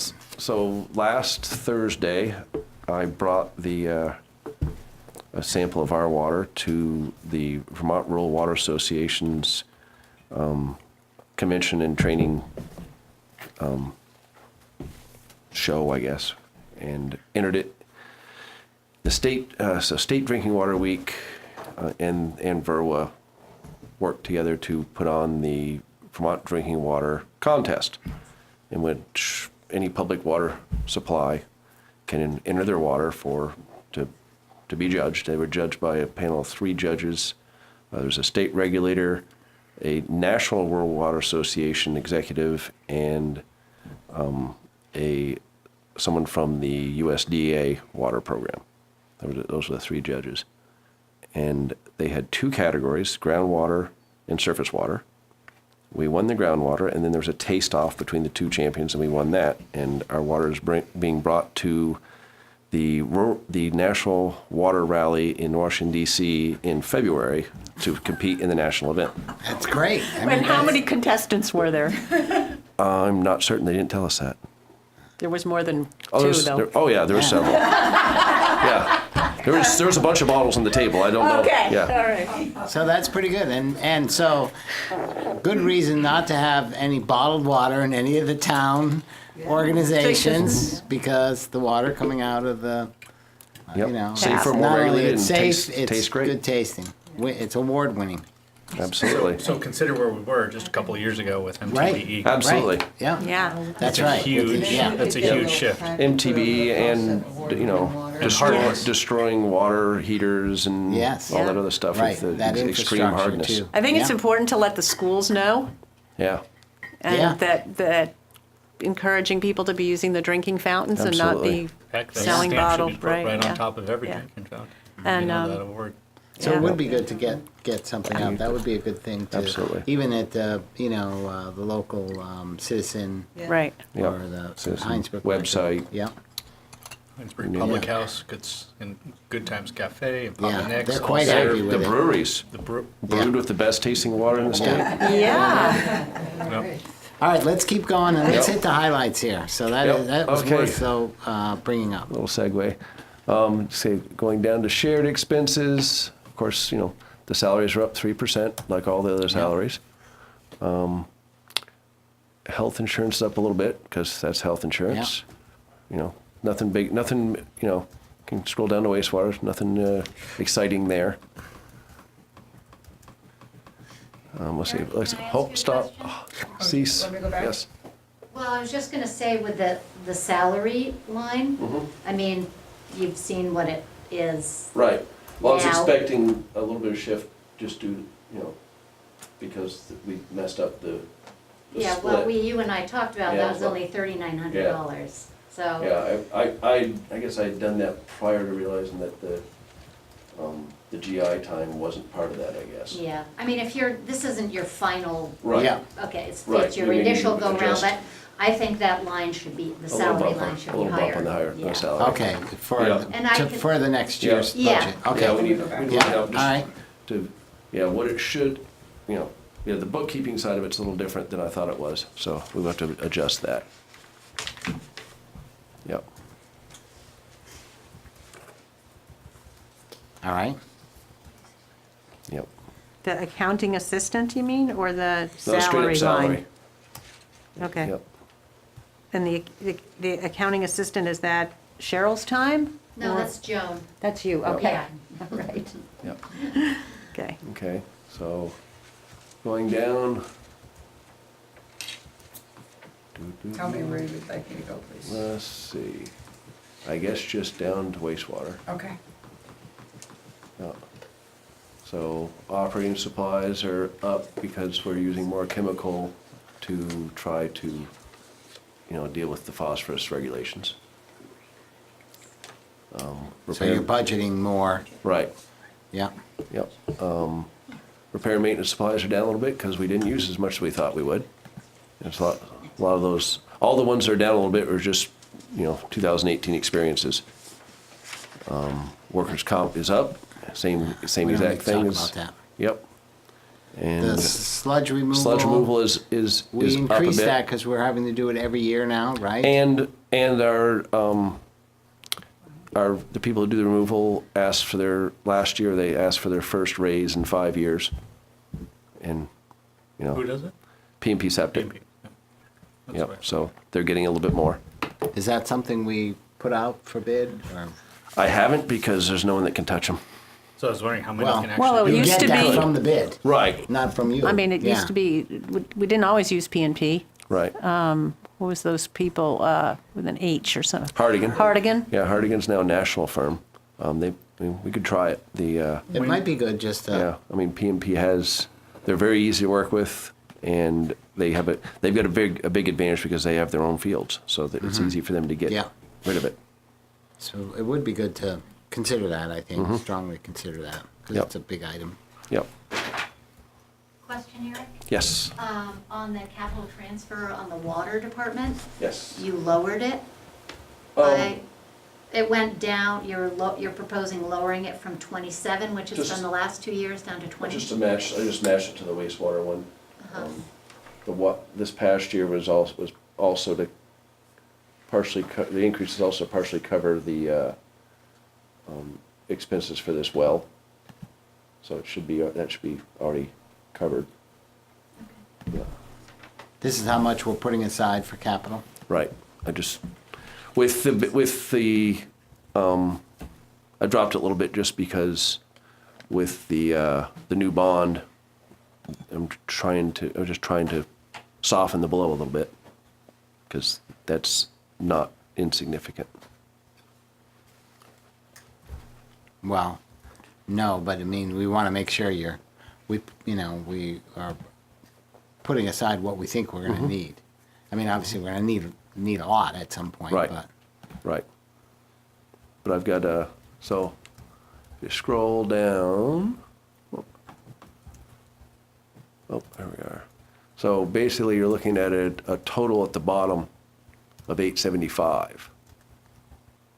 If you go to the next page, which is my expected revenues, which is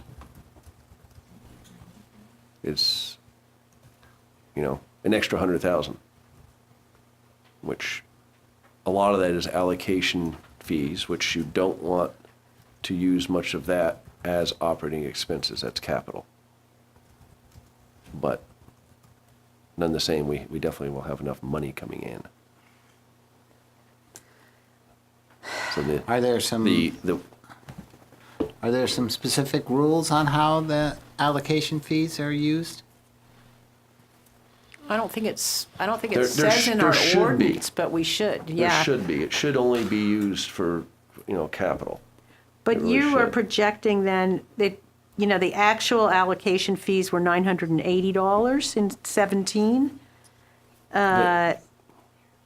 And I don't think in 2018, I can't look at both documents at the same I don't have time. that page with us, but the 2018 was I have it. large.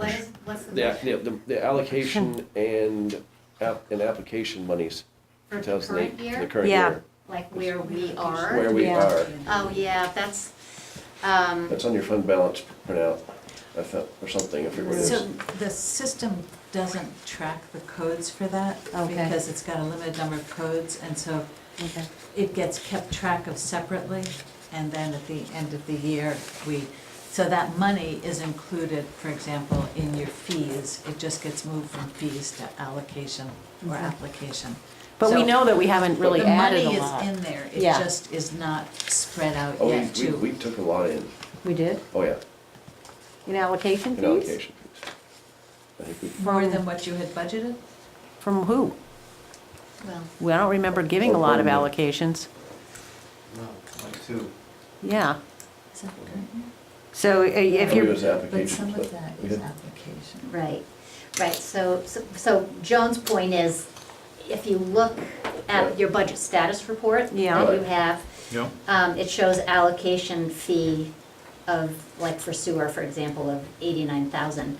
Included in that is the application fee. So that's what the system doesn't allow us to Yes, break it got it. out Okay. as the money Well, you comes get the in, but we application break fee it also. out later. I think it was basically, water and wastewater were both tracked under wastewater, and you have both of those on wastewater, I believe.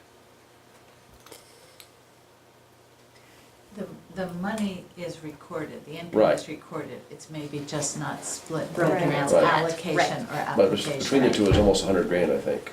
Yeah, well, 89, yeah. As compared to 89,000.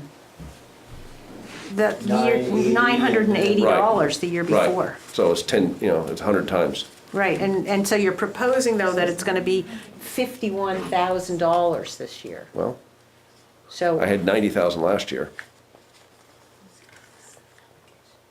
you had 90. Well, just what they said, this year, I guess, altogether. Well,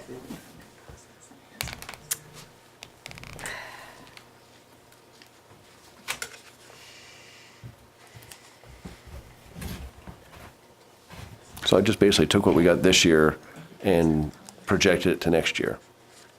We can well, I get guess those. we'll look at what we allocated last year. Right. We're gonna Right. do new allocations in Right. June, right? Right. So it seems like looking, I don't know. I mean, Okay. we said it- we said- Sort it out. We can get that We, up to we, date. Okay. That was right. good, yeah. I mean, all we can do on allocations is guess off what we did this year. Well, I and- mean, we Well, could I talk don't, to I mean, I Alex think we and talked see to where Alice, we we're don't, going, yes. yeah. Right. We know, and. Right. And we're at the I mean, point there's plenty where, there's plenty who want to do it. yeah, and we have not, we haven't been giving any allocations. Because we had the moratorium, right? Right. And now we have the new water, and so we anticipate that we will be Right. doing some Did we allocations. do an allocation back in February or March? We've done some We small just ones. did. Very We just small did. ones, We've done some very small small ones. ones, yeah. Don't we have to have the wastewater figured out before we can give water out? Yeah, that's a question I think we have for Yeah, the legal, I think. yeah. I mean, I think we probably have room there, but, Right. the water's the limiting factor. Okay, So the budget, the rate was set, not really taking the allocation money into effect, hardly. It was just, we don't need to meet all that allocation numbers to make ends meet. for our operating expenses. Right. Right, and we, Right. I think, had said. We don't want to. We don't want to, right, Correct. okay. So, yeah.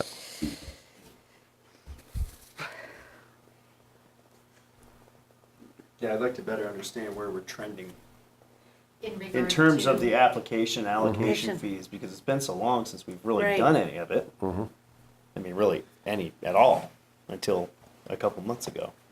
Right, right. It's basically be what you folks say you want to allow.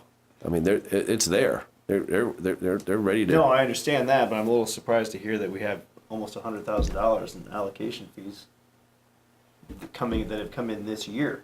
Looks that way. I mean, I Huh.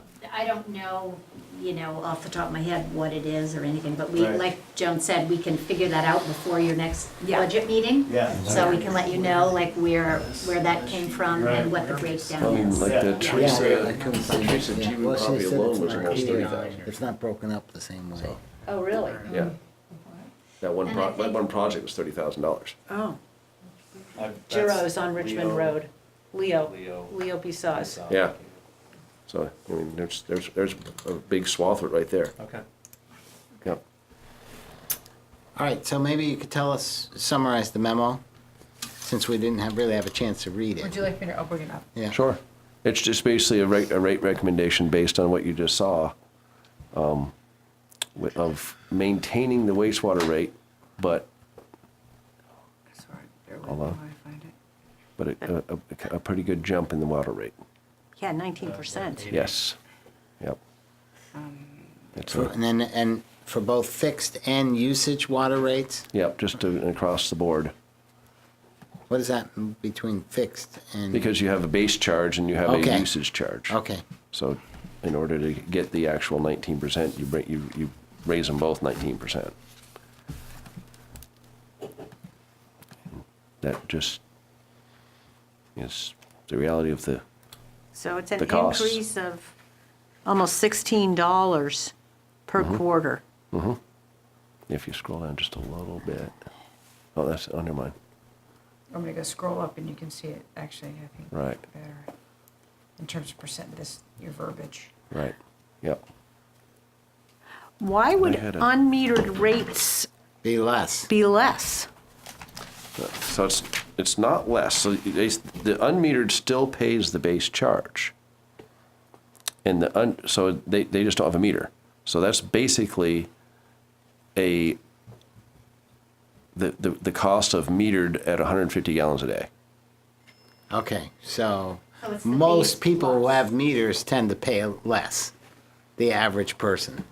No, most homes don't really use more than about 150 a day. That's what I'm saying. Yeah. Right. And so you're assuming kind of worst case for an unmetered, at worst average case. Right, just kind of an average for a family is about 150 a day. And so they pay the average. And why Or do s- we have unmetered again? For instance, mobile homes is a good example. We don't keep meters under mobile homes because They break. they break. It's far more cost effective. But most of the mobile homes we're not metering them Right, anyway. we have very few unmetered accounts. Okay. Because the mobile home park pays the fee. Right. Pays the And then fee. they, But yeah. Dole it like out, yeah. 613B Mechanicsville Road is mobile home, Right. you know. And, you know, double wides, but modulars are still mobile homes as far as the water is concerned, Yeah. you know. Are you, And it- and you've been working on trying to get meters into On places as many that as- currently don't have Right, meters, correct? places that have basements, Right. we've been putting meters in. And how many users do we have? 793? 793 water users? Like that. And then we have less sewer users. Slightly, yep. I forget the exact number. Okay. That'd be good to know. Yep. We should know that.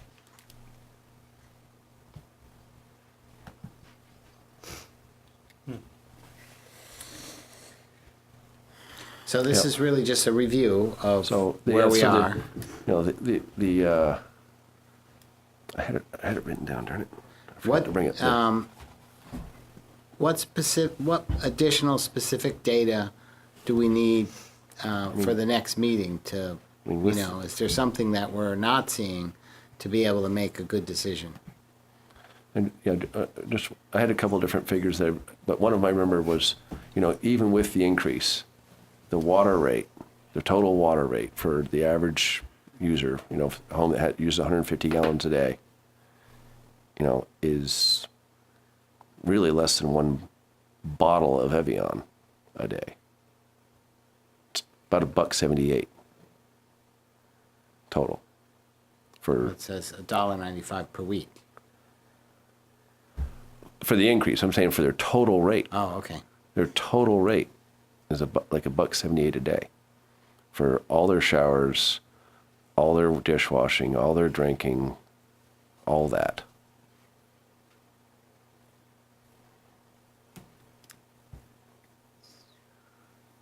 So Well, again, I guess, so in the future, once we do this inventory and asset management, when we would be looking at this budget, it would be in the capital transfer, we would be looking at specific projects right. of what we were doing. So similarly to the highway department, we know we're buying, you know, this truck or that grader. Or culvert, Yeah. specific culvert.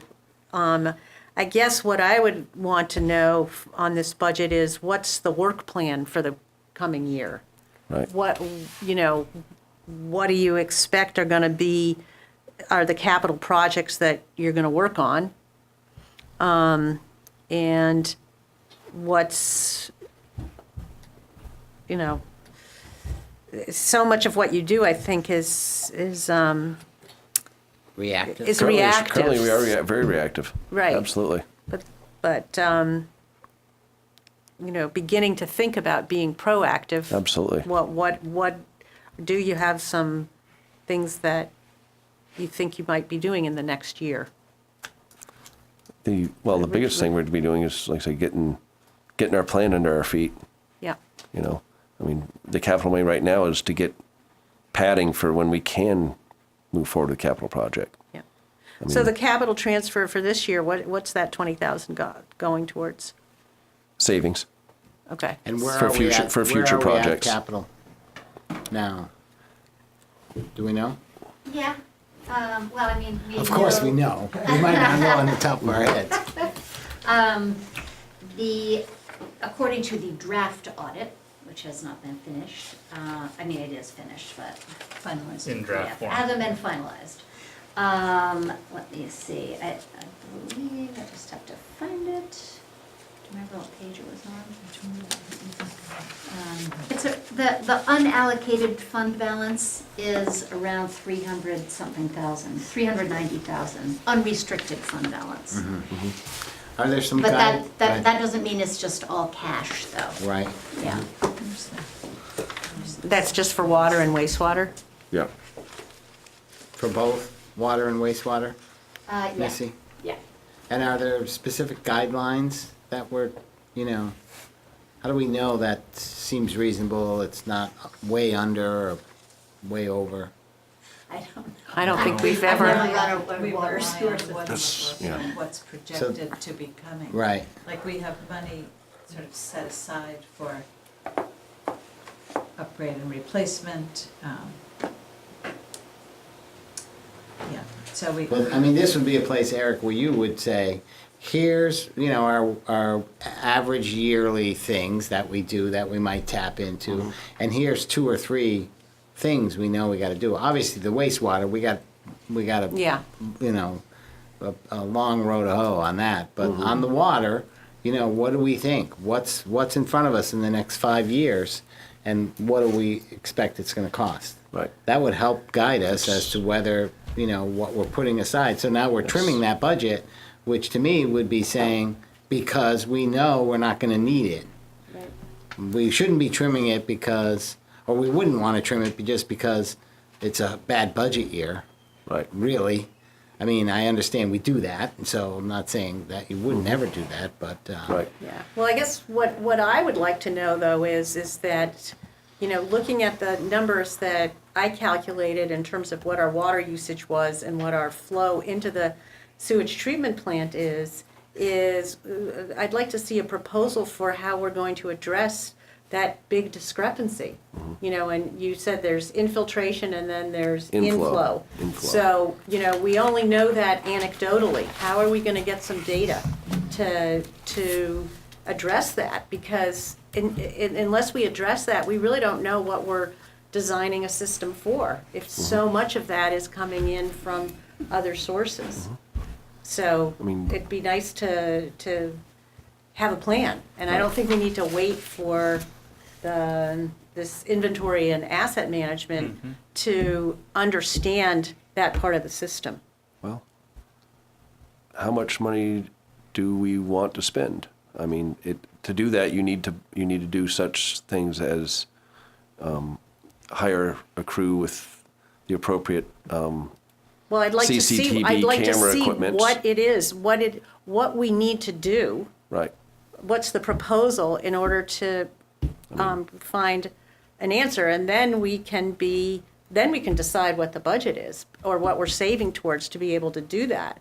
But all we're doing is just saying it's a problem, but I want to know, well, how could we go about solving it? Right. I mean, how many miles of pipe would you like to pay for to have cameraed?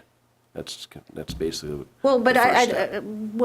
if you could write up a proposal of what it is that we need to do to answer these questions, then we'll put the money to it. So I guess I really need to understand what are the steps that we would take to get some of these answers and what it would cost. And then we'll say, okay, well, we can do X miles, just like we have a paving program, and we know that every 10 years we're going to be able to repave all our roads. So I guess that's what I'm looking for. I hear you're looking for a map. Cost for an Not INI survey. necessarily a map, but what are the steps? You're saying something about a camera, a crew of 3. What is it? Right. Who do we hire someone? Is it something that you guys do? Right. Yeah, because we don't know. I mean, Right. as sitting here, we have no idea what's involved with personnel or Right. And are it's, we looking at certain drains or homes or sections of town? So I'd like a plan. and it's also not completely anecdotally.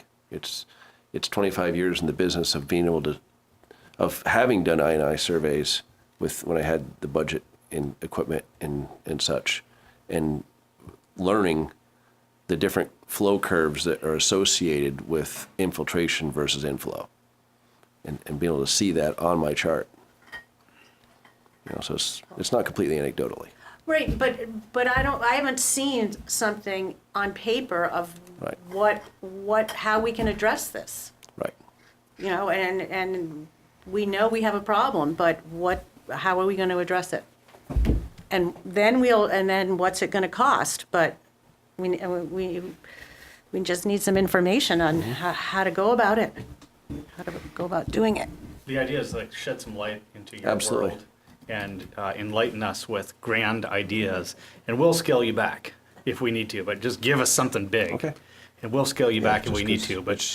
But we're not there, Right. and we need It's to one of those understand. things, it's expensive, it's necessary, but I've been trying to, manage, can you keep the most expensive, the most important expensive things to the top, and it's important, but it doesn't affect the drivers on the wastewater side, which is the phosphorus and the ammonia. I mean, Right, but we're talking about the budget here. right, And so we're looking at a 20% increase for water. right.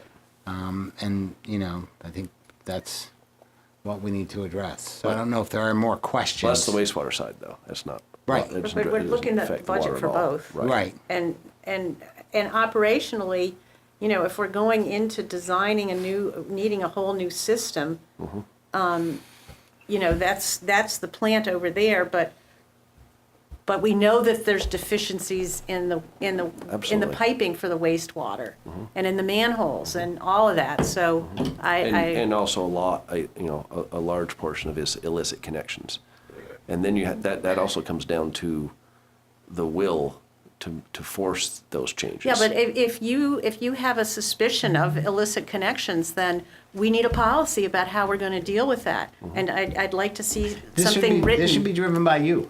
Yeah. You should be coming here and saying, well, we can save X amount of money, we think, roughly, and it's not necessarily anecdotal, or it is, Right. if we go after those connections. So what do we do? Right. We need a policy. We need to say how we're going to go doing it. We have to warn people, whatever it is, if that's what we want to do. Yep. But that's not going to come from this group in the middle of October. That's going to come from you saying, here's what, you're running the plant. Here's what we need to do. Right. We don't get that. We haven't got that yet. Right. There's There's been a bit of a curve this year. I thought I went back to our town report of last year, thinking that there might be something there, but I didn't see that. It was more Yeah. personnel. Talking about personnel, I was thinking that I could help you with spurring some conversation about where we're going, but Well, I mean, I don't want the answers tonight. But no, I'm just I'm not saying that. I'm it- just like trying to just help you kind of get an idea of what we're looking for. So next time we meet, we're going to take a look at this budget and need to make a decision on it, one way or the other. Are there any other questions that we need Eric to provide, or we're going to take a look at it in the meantime? If we have questions, obviously we'd just email you. Yeah. And maybe email the whole group if it's worthwhile Yeah. to answer. So it seems like a lot. I mean, it's a lot. It is. It is. And I think I was sort of thinking, well, we've cut back on the amount of water. We should be, and with power and chemical usage for treatment and just the amount of pumping, that you would think that we would get a little users. reprieve in this But you budget. drop an $80,000 bond on top of it, and Well, the bond was there.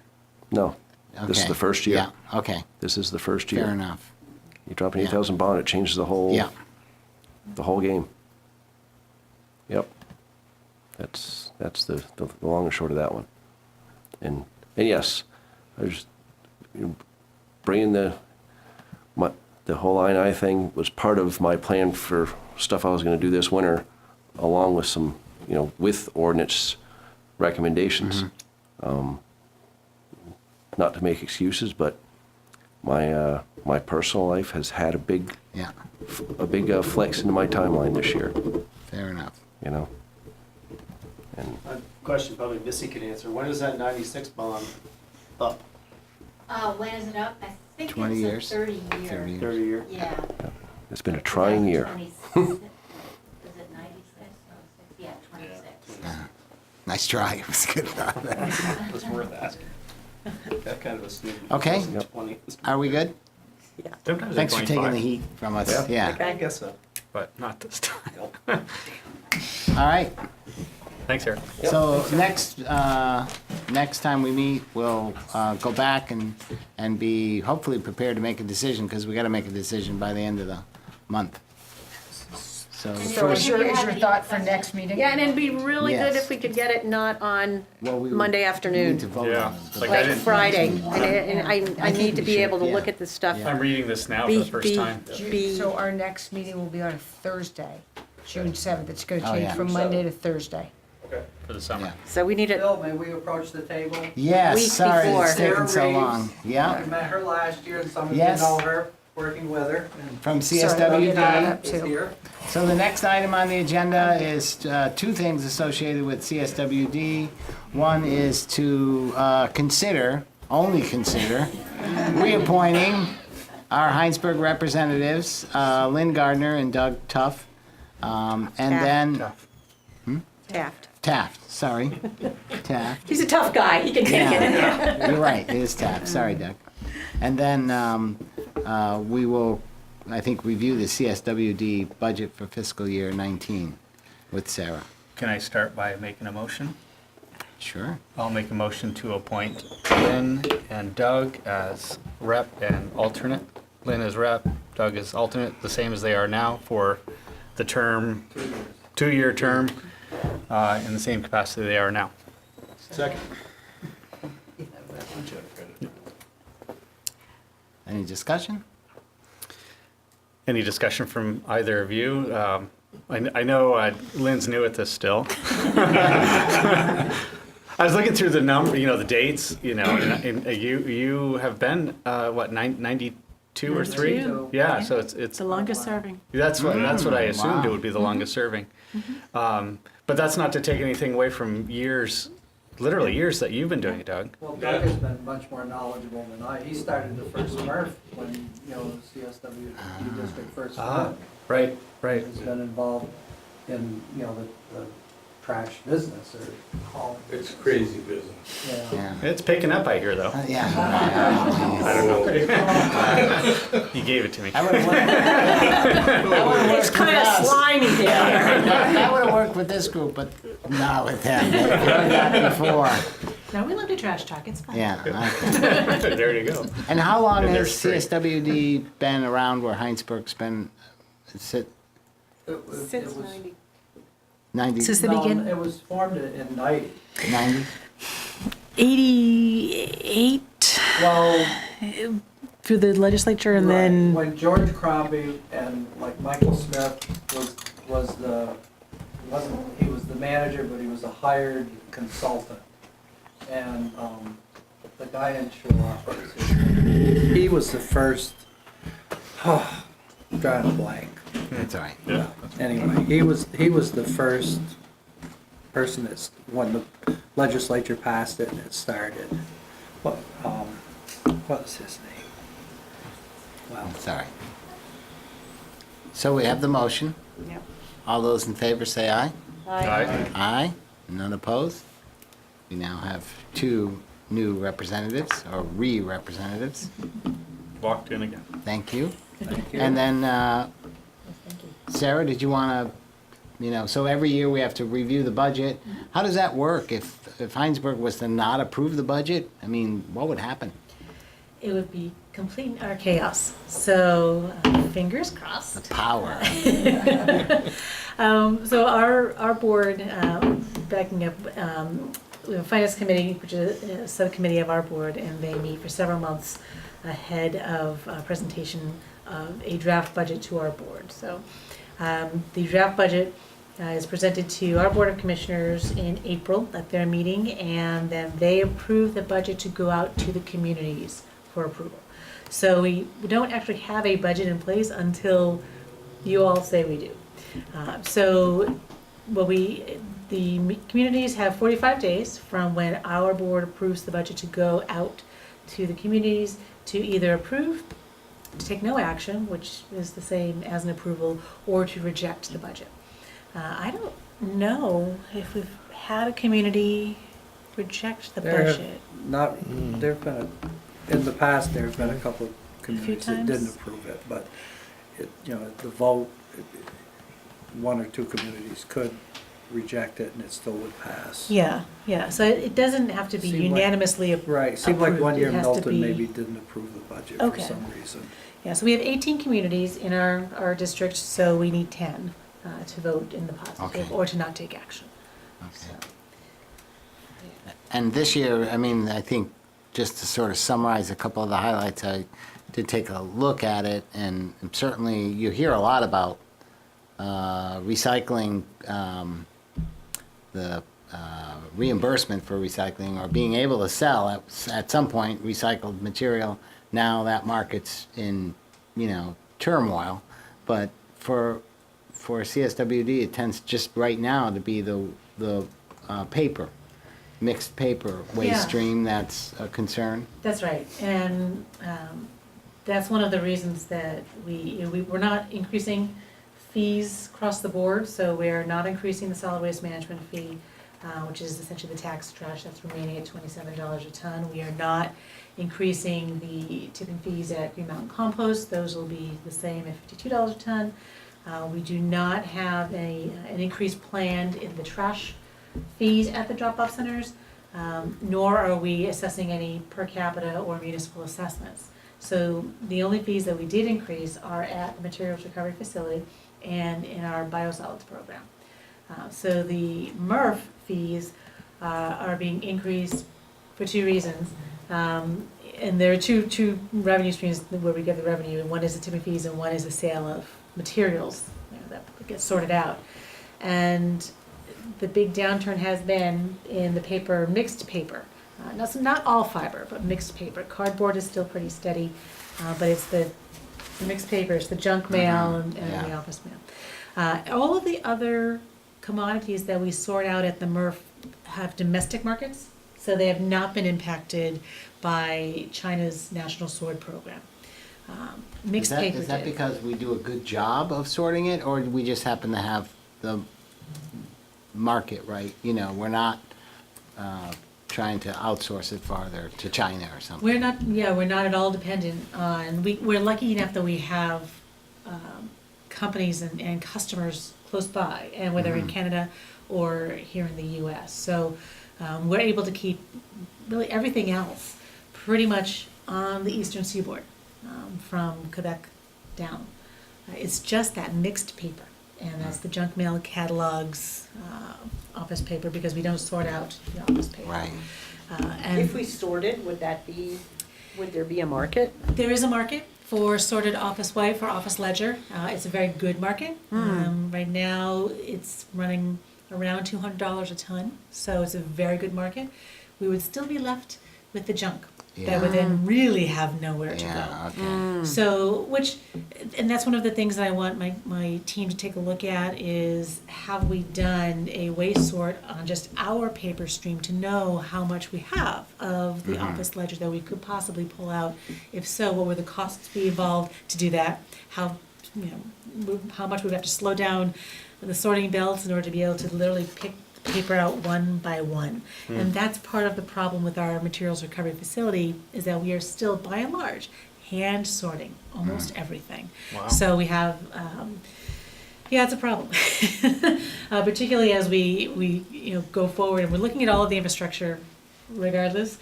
Started with Green Mountain Compost, as you know, we're looking at our drop-off centers. The MRF is next to see where we need to improve. And we know that the Rutland MRF is the same way, hand sorting. And we're really behind the times with our recovery facilities. So we need to look at that. I guess I had a question, is like, was there a noticeable increase in the amount of people recycling when we went to all-in-one? Yeah. Because it's certainly very convenient for customers, but did it mean that more people are recycling or not? What it did was it increased the access to recycling, right? And we've put a lot of effort in our education, in our technical assistance and outreach to be able to help people get onto that system. So what it did was it really opened up the possibilities for multifamily units and condo associations, and because they don't have a lot of space. So when it Right. went to one container, they made it much easier, and it was much easier for the haulers to not have to have a special truck, a split body or a dual body, Right. to be able to just use the carts and use those automatic and lift it right in, and it made it much, much simpler. So it definitely expanded it that way. The tons at the MRF haven't really grown, but the volume has. And that is in response to light weighting. So if you have a bottle of water or soda, you'll notice that it's thinner walls. Yeah. Packaging has changed. So we're getting a lot more of the bottles, but the weight is about the same. So that has been part of the challenge as well, is that, and with the bottle being a bottle bill state, we don't see all of that material. I had a question in South Burlington earlier this evening. Well, could the MRF handle all the volume of material if we didn't have a bottle bill? Absolutely not. We're just not set up to handle that stream. Yeah. We would absolutely have to make significant infrastructure changes to that facility if that were all to start coming into the system. But even so, because the bottle bill doesn't cover every single container, we do see a lot of material. Yeah. It's growing. Do you guys have a position on whether the bottle bill should be expanded? Because, I imagine that's less waste that's coming through your facility, but then maybe those plastic bottles, which we don't want to see, thrown away for sure. So environmentally, probably it's best to not even have them. But Right. if that came out of your MRF, would you then get less value? And, so you'd be fighting that. Right, So, and yeah. our board has not taken a position on a bottle bill expansion. There was a bill in the legislature this year to expand it. It was kind of tacked on to another bill, and the expansion did not go through. Yeah. Other parts of that bill did go through, and I'm happy to talk about that if you like.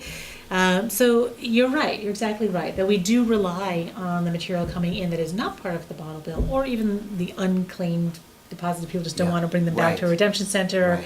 they'll put them in their blue bin or their blue cart. And we are very happy to accept those materials. We do receive a good amount of revenue for that material, both the aluminum cans and the PET. And, those are steady streams for So us. that's a significant point then. So if I didn't return my bottles and cans and I just put them out to recycling, that actually benefits the solid waste system financially. It benefits the district, for The sure. district, yeah, the Absolutely. district, That's right, financially. that's right. Yes. Yeah, because we can, Because we you're sell that able to pull it material. out and, yeah. Exactly, we pull So those you're materials not talking out. about, even though there's, in Hinesburg, there's a bin, you can put your bottles there. I imagine those are brought somewhere, maybe it's a charity, I assume. But if I ended up just throwing it in, an aluminum beer can, then that's gonna come out, and that's Yes. gonna create some revenue. Yes, yes, absolutely. And there's been some discussion about, getting rid of the bottle bill Right. if it gets recycled and it doesn't get thrown out the window. Right. So I think in the 70s, you might argue, that Right. people were throwing them out the window. Now, hey, 5 cents, I'm not throwing this out. It's But absolutely a today, little it's bill, only right? 5 cents. Yeah. But, I've learned to recycle. All the kids certainly. yeah. It was A lot of really people lost under their control. jobs when they stopped throwing the cans out of the Yes, windows. that's right, yeah. See people walking beside the road, picking Yeah. them up Yeah. for 2 cents or whatever. Yeah. Yeah, was it back was, then. it was a I litter did it as a bill. kid. Bill, and but we do recognize revenue from the sale of that material, and so it would certainly be a very interesting conversation if the expansion were to occur. And we would talk about the It effects. seems like the board should consider, weighing in on that. So, because it impacts you It does. significantly. It does. It does. That's Yeah. true. Absolutely. Absolutely. But it's statewide. Chittenden Yeah. County is so far ahead of the rest of the state. As far as you know, recycling. We could Yeah. look at it, but. Yeah. And so what did you want to talk about on the rest of that bill? Oh, sure. So it was a very interesting session. There were actually two competing bills to change Act 148. And many of the provisions were regarding haulers and their requirement to offer organics collection. So it was not to collect, they were not being mandated to do the collection, but to offer the service. And they successfully got that requirement moved back a year. It was supposed to start this year. Now what ended up happening was the requirement will be not until July 1 of 2020. So it will be at the same time that the landfill ban on organics disposal will occur. And that kind of makes sense. So when I thought it would finally align that way. exactly. I mean, if you could look into the crystal ball. Right, it makes sense. And behind the scenes, that's what we were advocating for. We said, just match them up. And the demand will come. Once everyone has to divert somehow, there will be increased demand for collection. And the bill does not, and nor has it ever, required composting. So there are still other options for people if they don't want to backyard compost for whatever reason, depending on where you live. And I was hearing from your water and wastewater folks, a lot of the urban areas do allow garbage disposals, and if their wastewater treatment plants allow for the acceptance of that increased nutrients, they can put them in. When you have a septic system, not so I know, much. and that's what I'm really worried about, is that people don't know how their septic systems work. Right. And people are gonna start putting in garbage disposals where they Yeah. shouldn't. And you're right, and so gonna be a so problem. we know that there's more education we need to do on that. Yeah. You can always drop the scraps off at drop-off centers or right at Green Mountain Compost, or you can hire a hauler to pick them up. And there are haulers who are offering the services right now, and that will grow. So those two pieces are now married for now.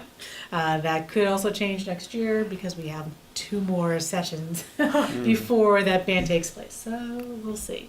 The bill also did allow for facilities to charge for recycling, which before they were not able to. They had to consider it free, or you had to bundle the cost and the cost of trash. Recycling, as you all know, has never been free, and it will never be free. It's a manufacturing process. There are costs involved to the collection and to the processing. We haven't decided yet if we're going to do that. And in fact, we're having a board retreat coming up in a few weeks about our drop-off centers to talk about everything, and which I know is near and dear to the hearts of this community as well. So Why not don't we only, talk about it tonight. yeah, of course. So and I'll So sort I'll of a just big jump right in. picture about how the drop-off centers are The whole working. system. Yeah. The system. Yeah. So because we not only have Hinesburg on the table, but we also have Burlington, and now we've heard from Milton that they may be considering doing what you did, which is to build a new garage, and they may need some of the space in Milton. Same thing. We also know we have some improvements we need to make to South Burlington and to Essex. So 5 of the 7 are needing something. So this is the time to talk about, okay, well, what do we need that system to do for us? And is it properly serving our residents? Do we have too many? Do we have enough? Are they taking the right materials? Are they taking too many materials? Do we need to take more materials? How do we pay for them? What are the pricing going to be? So we're just going to be starting that, and Doug will be attending that retreat. That will be coming up in a few weeks. So we're going to start to have that strategic conversation, board and staff together.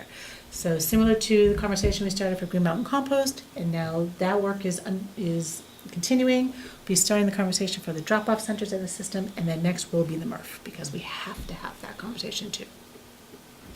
Do you think it would ever be worth it to encourage people to do their own sorting? It seems to me like it wasn't so long ago that we had to sort clean paper and dirty paper and green bottles and clear bottles. And that's what they do in Europe, right? When you go to Europe, and particularly in Germany, and I traveled there a few years ago, on the side of the river, you get off and you see 10 different containers, different colored glass, different types of paper, different kinds of plastic, and that's the norm. it hasn't been the norm for a long time here. And I think because we have the single stream or the all-in-one and the one bucket, retraining to then further separate would be very difficult, except possibly at drop-off centers where people are coming anyway. And they're, you know. Some do that. some- One in Massachusetts I've been to, that, you know, Absolutely. In you New got, Hampshire, I you remember got it was in New 12 Hampshire. bins and you just Right. go and. Right. So But the it's haulers, it's really, it's benefits the haulers to have the Absolutely. all-in-one. all-in-one, that's right. Yeah. And it's a logistics, and it's, we get it. It's Yeah. route density, it's the whole 9 yards, and that's really why it changed. Yeah. Had nothing to do with us on this side. Yeah. It was all hauling. And you can see it, you can understand, and it makes sense.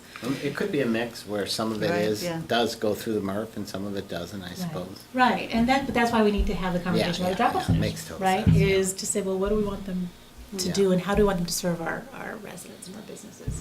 So that's coming up. So we know, well, I noticed, I imagine everybody else who looked at the budget said, where's the Hinesburg Yeah. drop-off center? So it's in there, the cap that shows It's in the capital cap. for fiscal year 19. Right. Can I have a question before that, though? How is that solid waste management fee collected? The $27 a ton? Yeah. Yeah. So that is, that fee is on every ton of trash disposed at Coventry. So when it gets to Coventry, they identify this is coming from Chittenden County.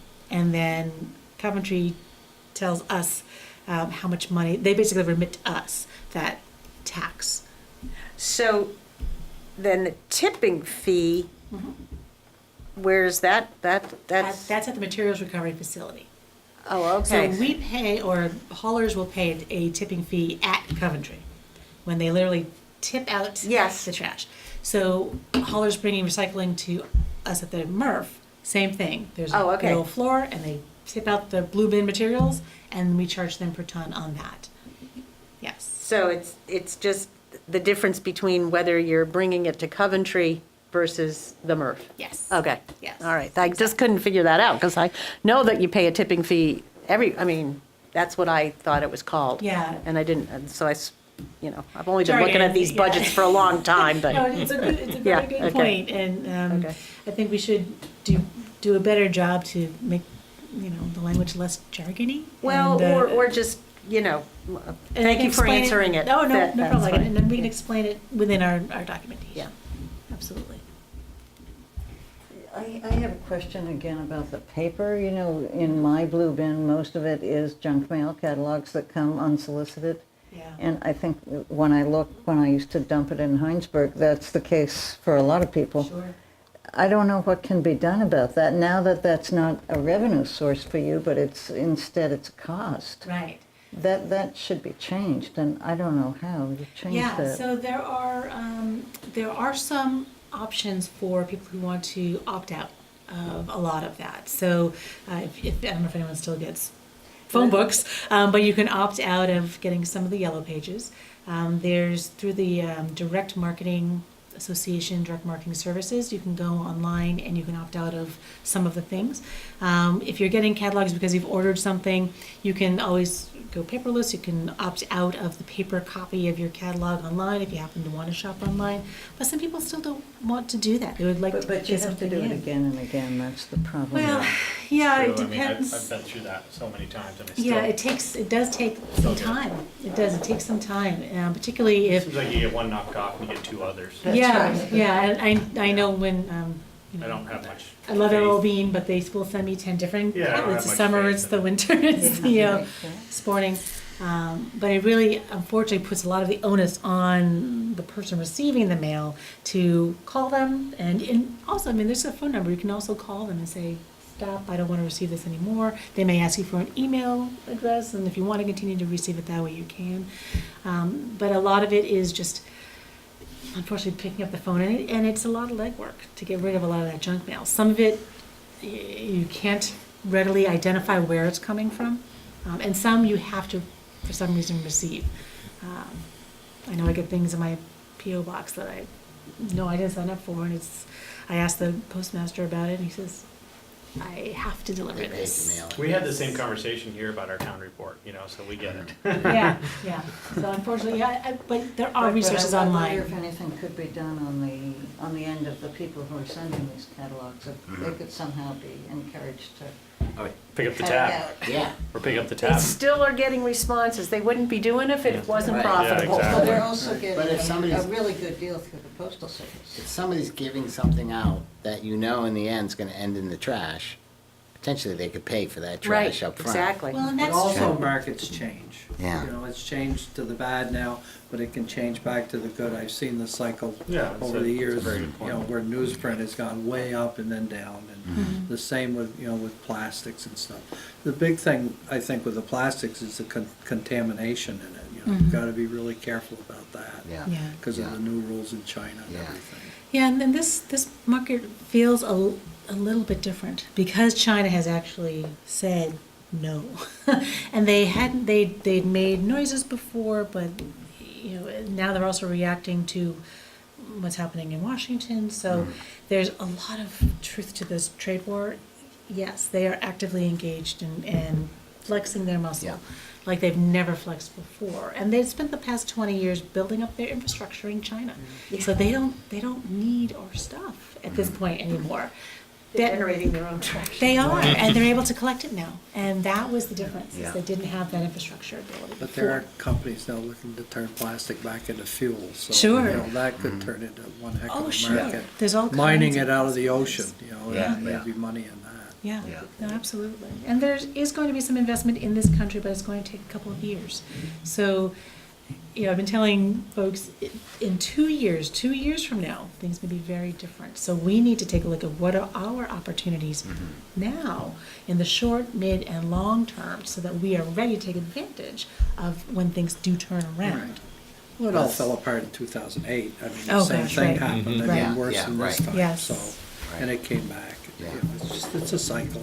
So I'm just looking at the schedule here. So I don't know if there are any more highlights that you wanted to tell us about, and then I'd be looking for you guys just to sort of, what do you think about the budget? So One thing I wanted to point out is, you were talking about capital here in town, and this is an unusually high capital year for us in response to all of the different things that we do need to do at our drop-off centers, but also really at our materials recovery facility. This is the year we need to buy a baler. It's gonna be about $700,000. We need to replace the tipping floor, that's another $125,000. So we do have some big capital projects going on in addition to all of the investments we need to make in our drop-off centers. So those two facilities, two operations, are taking up the lion's share of the capital. Right. Almost doubles it. Right, exactly. And the capital investments at the MRF are by and large contractually required. So we are locked in by our contract with Casella to make those replacements. did you guys have any comments or It's, think it looks it's, okay? a, Or? it's really a good budget. Yeah. What makes it a good budget is the flexibility. Because when I was running the MRF 18 years ago, we went through the same thing. And without the flexibility built in, it can be a disaster real fast. I mean, we're down to minus $57 a ton right now for mixed paper. Yeah. The problem with mixed paper is it's truly mixed. There's not one grade in here. There's like 10. Right. And it's mixed with bottle caps and everything else. China wants 2.5%, Point Contamination is. 0.5%. Yes, right. Compared Forget to- it. It's a ban. Yeah, Can't be done. yeah, yeah. Can't be done. Right. Okay, The budget's basically level funded other than those That's right. things. right. And there's still no assessment fees to any of the towns. Yeah. and, Right. There's money in reserve that we've planned on to not raise the management fee. So, there's a lot of foresight in how our budget is made. And we actually won't even have to touch, it looks Right, like, that reserve right. at all to Yeah. balance this year's budget, so. And, our trash volumes have been relatively flat. We want to see them go down, actually, do a better job than we do. Right. But, you know, for Chittenden County and with the economy and everything, our trash numbers are flat, really. Do we want to make a motion? I'll make a motion to approve the proposed budget for the Chittenden Solid Waste District For fiscal year. as presented for fiscal year 2019. Is there a second? I'll give you that. Thank you, Aaron. Any more discussion or thoughts? Just one question. I've been reading online, of course, about trash incineration for energy. Has any thought been put into that? Apparently, it's from what I've read, it's clean with filters and whatnot. And it's Paper burns obviously easy. I don't know if it's paper. I don't know if paper. I don't know if it's everything or. It most likely wouldn't be everything. That would be something that would need to have approval, I think, at the state level. So. Oh, I'm sure it needs many approvals, but. Yeah, and I'm not sure that Vermont is ready to go there yet. However, with the ongoing pressures at Coventry, now that there's just the one landfill, Yeah. and it's very far away from most of us, And it's not unlimited. it's not unlimited. They do have a lot of space. They're in permitting for another cell right now, and it'll be approved. So they'll get another 20, 25 years out of that. Yeah.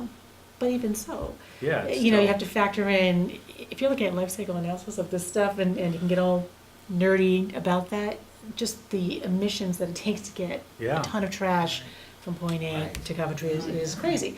Yeah. The most concentration, the highest concentration of waste energy facilities in the country are in Massachusetts and Connecticut. So in this region, there are 13 waste energy facilities. None of them are new. There's only been one new waste energy facility built in the country in the past 25 years, and that's in West Palm Beach, believe it or not.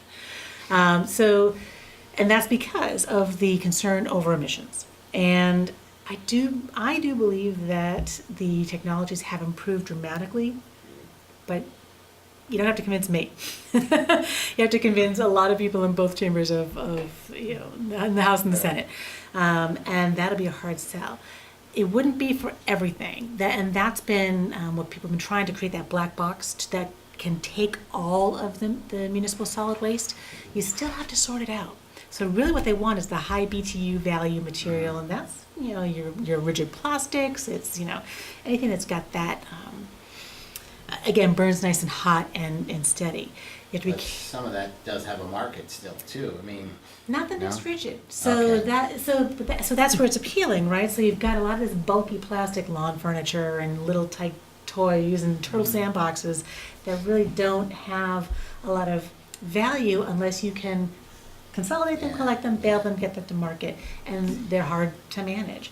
So that may be something, and you had hinted at something earlier that may help contribute to the conversation, which is, hey, the manufacturers of these products, these hard to handle materials, should start to pay some of the costs perhaps for the disposal or for the management of that. And we're going to start to look at that a bit more intensely. It's called paper and, you know, packaging, extended producer responsibility.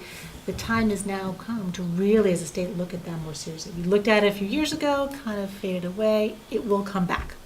That I can almost guarantee you'll see some draft of some bill in the next biennium.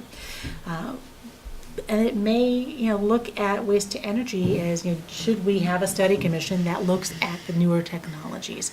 I still think it's a hard sell, but eventually something's going to work. The issue is the high capital investment. It cost, I think, $300 million to build the one in West Palm Beach. I'd have to double check on that, but it's hundreds of millions of dollars.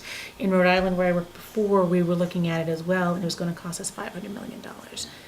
That was a non-starter of all non-starters. For us to build a new landfill, it'd be about $100 million. So until the technology is scalable, and you would still want to have your recycling programs, you really would want to focus on the things that can't go anywhere else. And then you have to manage what comes out the other end, which is generally highly toxic. So you have either an ash or a slag, and then you have to have a special landfill just to accept that.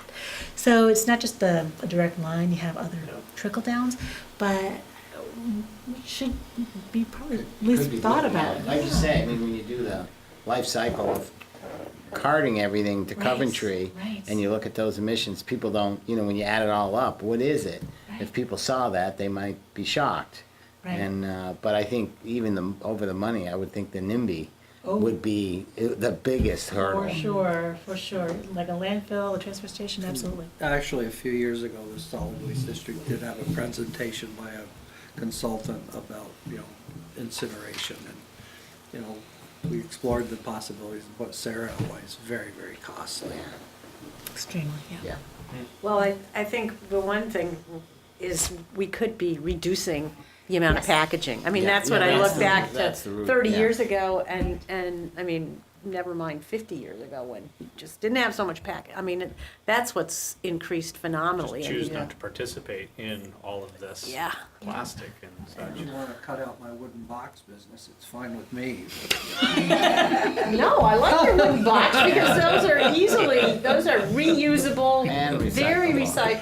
recyclable. Yeah. It should be in every store, that's what everything should be contained in, and then Yeah. we could just take them. And I could put a plug in for the repair cafe that we Yes. did. That's It was right. fantastic, because the goal of that is to keep things out of the landfill. Yeah. So, people fixed vacuum cleaners, CD players, headsets, all kinds of fabric stuff. Yeah. A lot of stuff that would have gone in the landfill. Yeah, absolutely. You're right. So we have a motion. And we have a motion and a second. Yep. Do we want to vote? Ready? All those in favor say aye. Aye. Aye, and none opposed, so that motion passed. So there's one Thank you of for your 10. work. Thank you very much. Yeah. Do Is there any, appreciate it. so I think when you're ready in the next month or two, it'd be good to get an update on, you guys can check in on how we're doing with our garage. Yeah, what is? It's moving along. Yeah. I know, it's just. Yeah. I think they poured the floor in it on Friday or Yes, Thursday. they Yeah. working on it all last week. So I think it's on time, and I would think in August they'll be, setting it up, right? Okay, So. great, yeah, And we'd love that- an update. Yeah, so I haven't looked at the website, but you had 10 steps, and you were at step 3 or something, so Yeah. it'd be good. And we had offered to sort of help, whatever you need help with, to move it forward too, so. Well, I think this retreat will also help inform a Yeah. lot of those decisions Yeah. too, so, and maybe I'll shoot in, Renee Renee. an email and Yeah. just see where we are on the timeline. Okay. And that will certainly help our board when Yeah, we're that'd be talking about great. it at the Yeah. retreat, absolutely. Good. And the first question, I think it was Paul Craven that was the first yeah. first manager of the Chittenden Right. Solid Waste District. Yeah. He was there for one meeting I attended, and then it was Michael Smith after that. George Crombie was involved in it, Joe McNeil. There were a lot of people from Burlington that were, really spearheading it, because it benefited Burlington the most at that time. Yeah. Okay, good. Great. Thank you, Sarah. Thank you very much. Doug? Thank you. And Lynn, thank you. Doug.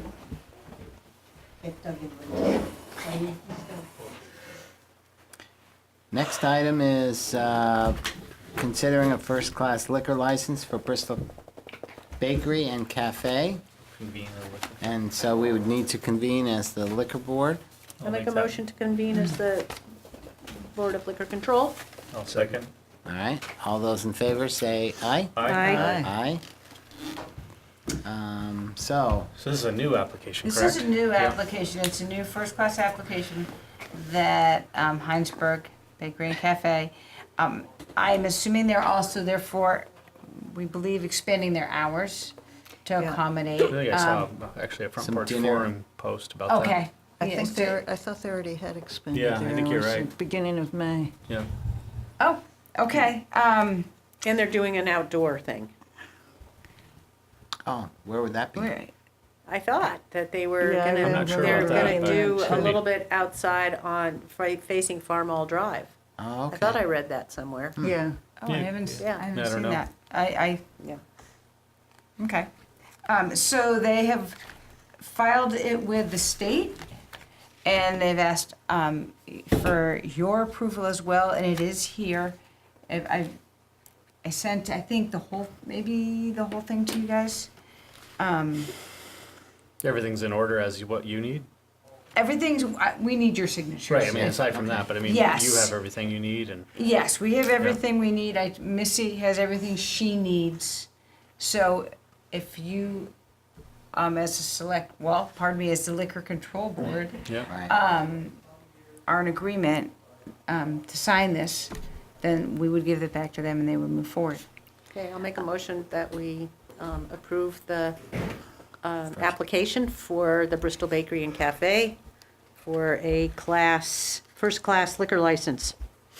Second. All right. Any more discussion? Yeah, I'm just curious, what's that gonna look like? Are they gonna have like bottles of beer in where they have the juice, or I don't really Maybe they'll picture a serve, bar? Frost beer. Well, Yeah. that's a really good question because in reading through, I had looked through this and I wasn't sure if it was just beer and wine or it was also hard. Because a first-class liquor license would enable them to serve all those things, right? Well, that's It's what a I. bar, a first class is a bar setup. You Yeah. wouldn't be going to the cooler and grabbing one. Right. Right. So they would have to have a bar then? Right.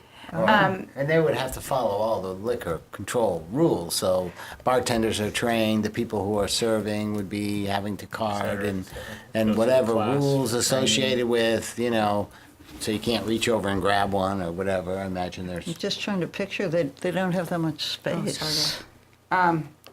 That is not part of the application process. So I really can't Yep. speak to that piece. They'll figure it out. Yeah, they have rules they have to meet, so. There's plenty of space. Yeah. Oh, okay. Okay, so I mean, they do it at hold on. Papa We can sign it out if we Yeah. agree. Yeah, We can hold sign on, it at yes. the end. Yeah. Right. But Papa Nick's doesn't have a bar, No, but just they But serve they with the serve, I meals. mean, you don't have to have a physical bar. Oh, I thought that's what Tom. You don't even have No, to- you it doesn't you No, have I to mean keep, like a- keep the liquor Okay. behind the counter. And it doesn't Yeah. have to be a full, it can be just It doesn't 3 mean that bottles. you're gonna sit someplace. Yeah. Yeah, okay. All right, so any more discussion? All those in favor say aye. Aye. Aye. Aye, and none opposed, that passed. So I think we can come out of the liquor control I'll board. make a motion to adjourn as the Board of Liquor Control. Tom? Boy, if Second. Hinesburg ever decided to be a dry town, there'd be a lot of businesses in trouble. All those in favor say aye. Aye. Aye. Aye. I think it was a dry Happens town. Yeah, It was. way back when, yeah, a lot of Yeah, towns were. A lot of times Well, were, that- yeah. I mean, when- during until, Prohibition, they until all the were. Village Rendezvous. Papa Nick's. The Well, rum, before Papa Nick's, I mean, that was, I think the So that Rendezvous was was where it the was from, first, right? the first. Well, who knows, Hinesburg Hotel, maybe they served. If you ask the right. all my right, so, I do remember going there though. To the Rendezvous? Yeah. Yeah, or for a creamy, I don't know. Snowmobile, I remember going there. okay. I only remember back to Coyote Kitchen, that's the only There was a one. little smoke in there. Was there? Yeah. Yeah. the next item is a budget status report. So I did have a chance to look it over. I had asked Renee if we could get like a little summary, and so really I just got to talk to her, and I guess I'm speaking for her, and she might text us if we're not Yeah. not speaking right. She thought, we're looking in good shape. I mean, obviously there's the ups and downs like there normally is, but generally going forward with this year's budget, we're in good shape, and there's no real specific concerns. Is that fair to say? I think that's fair to say. The biggest one that seems to be the greatest challenge, it seems the two pieces are the greatest challenge. One is attorney fees. Yeah. It really seems to be hard to get that one more accurately. And it seems to be over, as is the water and wastewater, which we talked about a Yeah. little bit. Okay. I think those are the two areas that are the greatest challenge. And it seems like water and wastewater is looking in a positive direction. Hopefully, so are attorney's fees, but I wouldn't hold my. You know, I think attorney's fees are just something we have to accept. I mean, it's not, I mean, we can look at past years, we can, Yeah. we can budget more and then spend less, but it's just something that I don't think we can or we deficit spend. Yeah. You I know? mean, you get caught up in, so, I mean, obviously we can make sure we're, and I think we are, trying to be careful selecting different attorneys who understand and, can be efficient. Try to dodge the problems, but sometimes the problems just come at you Right. head on.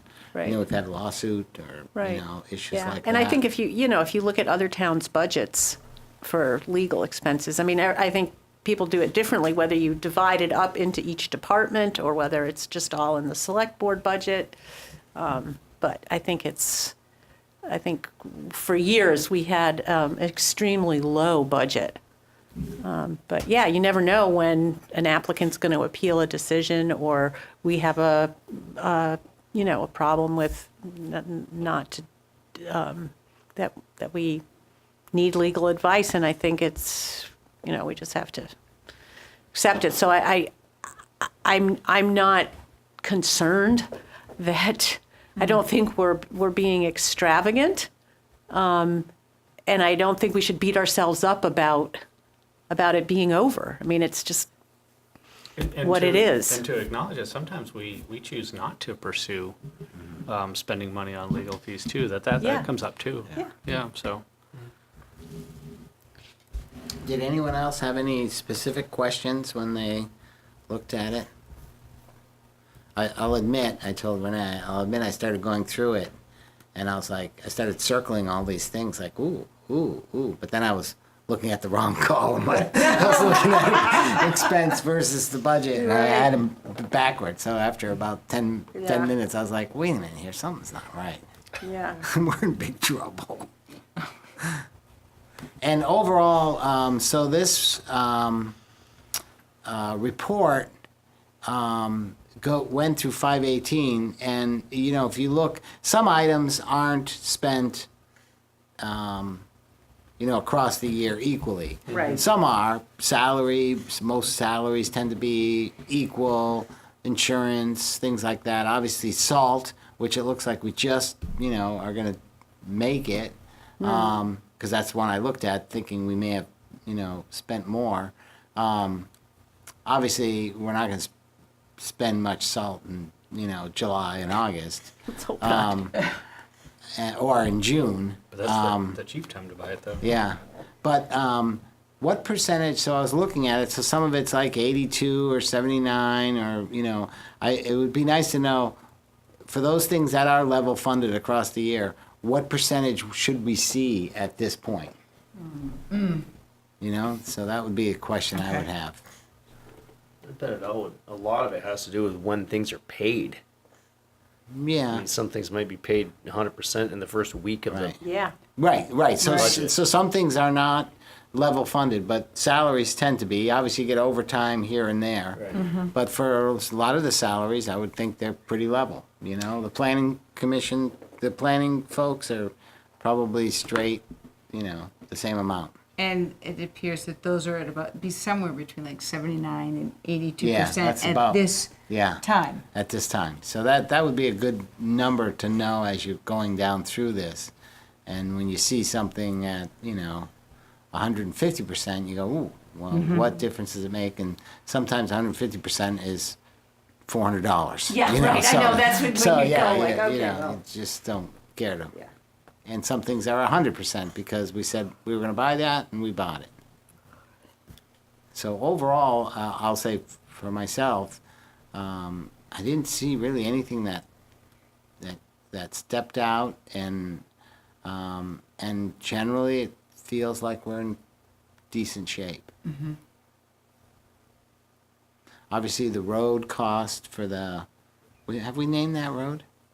No. Extension Road, was more than, but we knew it was coming. We were hoping it would be around 100, and it ended up being closer to 140.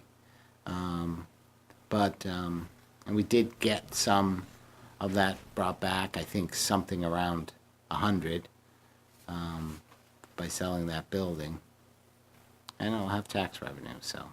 And we had to do the road anyways, and it was done well.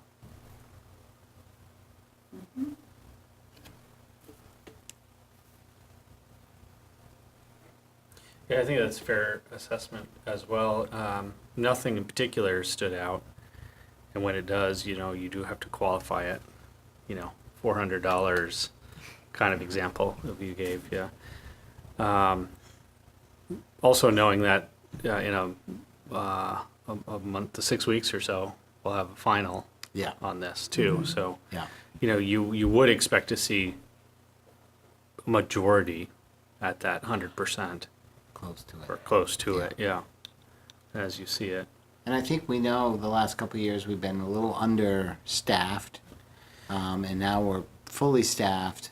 So where we may have had some cushion the last year or two, that won't be there. We should be hitting that right on the money. The other thing I think that's interesting about this, especially for you and I, Phil, since we consistently, although we all see it, the warrants, you know, we're only seeing every week Yeah. what we're paying. We never see what comes in. That's true, yeah. And I've that's always true. had that sort of jagged edge feel to this whole Yeah. process, and this is allowing This it. helps you see It's it. a much bigger picture. It's not on a weekly basis, but it's always incomplete. It seems in my mind. I mean, the payroll warrants, that's one thing. We know what that's going to be, but it's all the other stuff. Is how does it all fit in? And of course, we ask. We write a note to Missy. We talk to Yeah. Missy, and she answers those questions, or a department head. But this helps to put that Yeah. a little bit more into perspective, those first 8 pages. Well, we usually get it quarterly anyway. Yeah. Yeah. So we Yeah. could make a point of looking at it quarterly. That would Yeah. be good, yeah. Yeah. Or, you know, I think quarterly, just either, you know, Renee and or Joy, just, it's good to get this and look at it, but if there are any particular highlights or any specific concerns, I mean, you know, Renee and I did talk about the legal fees and, you know, saying, geez, it's been, you know, we're beating ourselves up trying to, like, keep it under control. But in the end, you only have so much control there. I might even ask Missy if it makes sense to take this report, or at least the revenue side of the report, and just put it into the binder. You know? Yeah. Because, you know, when we come in on Thursday or Friday, Could look at it. you know, Yeah. I got a feeling most of that revenue is tax time. And No, I so, know. yeah, it's going to I be know. one big I don't bubble. know if that's the Probably best way to do it, but I'll 80%. ask her. Yeah. I don't know that if would that's be the best fair. way to do it or not. But. All right, are there any other particular questions? Yes? I just have a question. It's just an item under the Rec Commission events perform. The budget was 500 and the actual is 2,100. I think there was, maybe a donation or something, is that? So I just don't, I have no idea what that What page are you is or what on? it means. What page? Yeah. Upper Yeah, right there's corner. a line Is number. that revenue or is it expenditures? I thought it was expenditures, but it's 420%, so I think that means it's The upper expenditures. right-hand corner will give you a page number. You'd think so, but Most of the things that cost the rec committee, there's, yeah, is being reimbursed by yeah, the. that's why I was curious Yeah. what that was. Might it be revenue that you're looking at and they received a What's donation the for line something? number that you're Oh, the looking at? line number is 440-5600-90.10.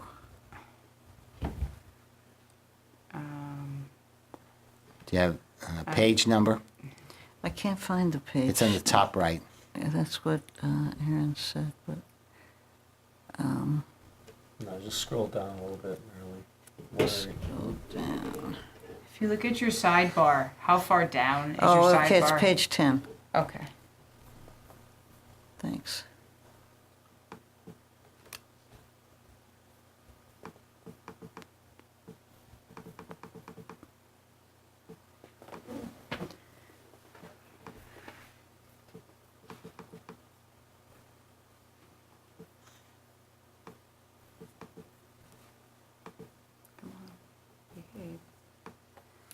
So you're looking at events perform.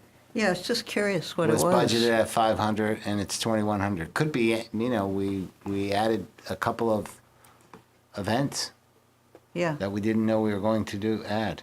right. Let me see if I. I'm sure that's what it was. But I think when you dig into these, the recreation expenses, and you say, wow, we spent a lot more on piano lessons, well, then you find out you got a lot more income to cover the piano Right, lessons. yeah. You had higher participation. Right, or higher participation, right. But it all balances. Right, yeah. Well, Well, it's this like doesn't have to be Fourth answered. of July celebration budgeted 26, but the expense was 76. You know, but I think if we look on the revenue side. It's the revenues, yeah. Yeah. There's been donations or something. I'm sorry, I'm trying to find the page number you're talking about, Marilyn. It was 10 out of 10. 16. Yeah. Okay. Yeah. But it's not that important. I was just curious, if nobody has a quick answer, we can just let it go. All right. Sure, and, you know. You can always check in ask. With Jen. Jen, She- Yeah, she yeah. gave the ask her. answer. Yeah. That'd be worthwhile finding out. Any more discussion on that? All right, thank you, everybody who puts this together. Yeah. Next item is the town administrator report. Yeah. Joy? Yeah, let me figure out some notes here.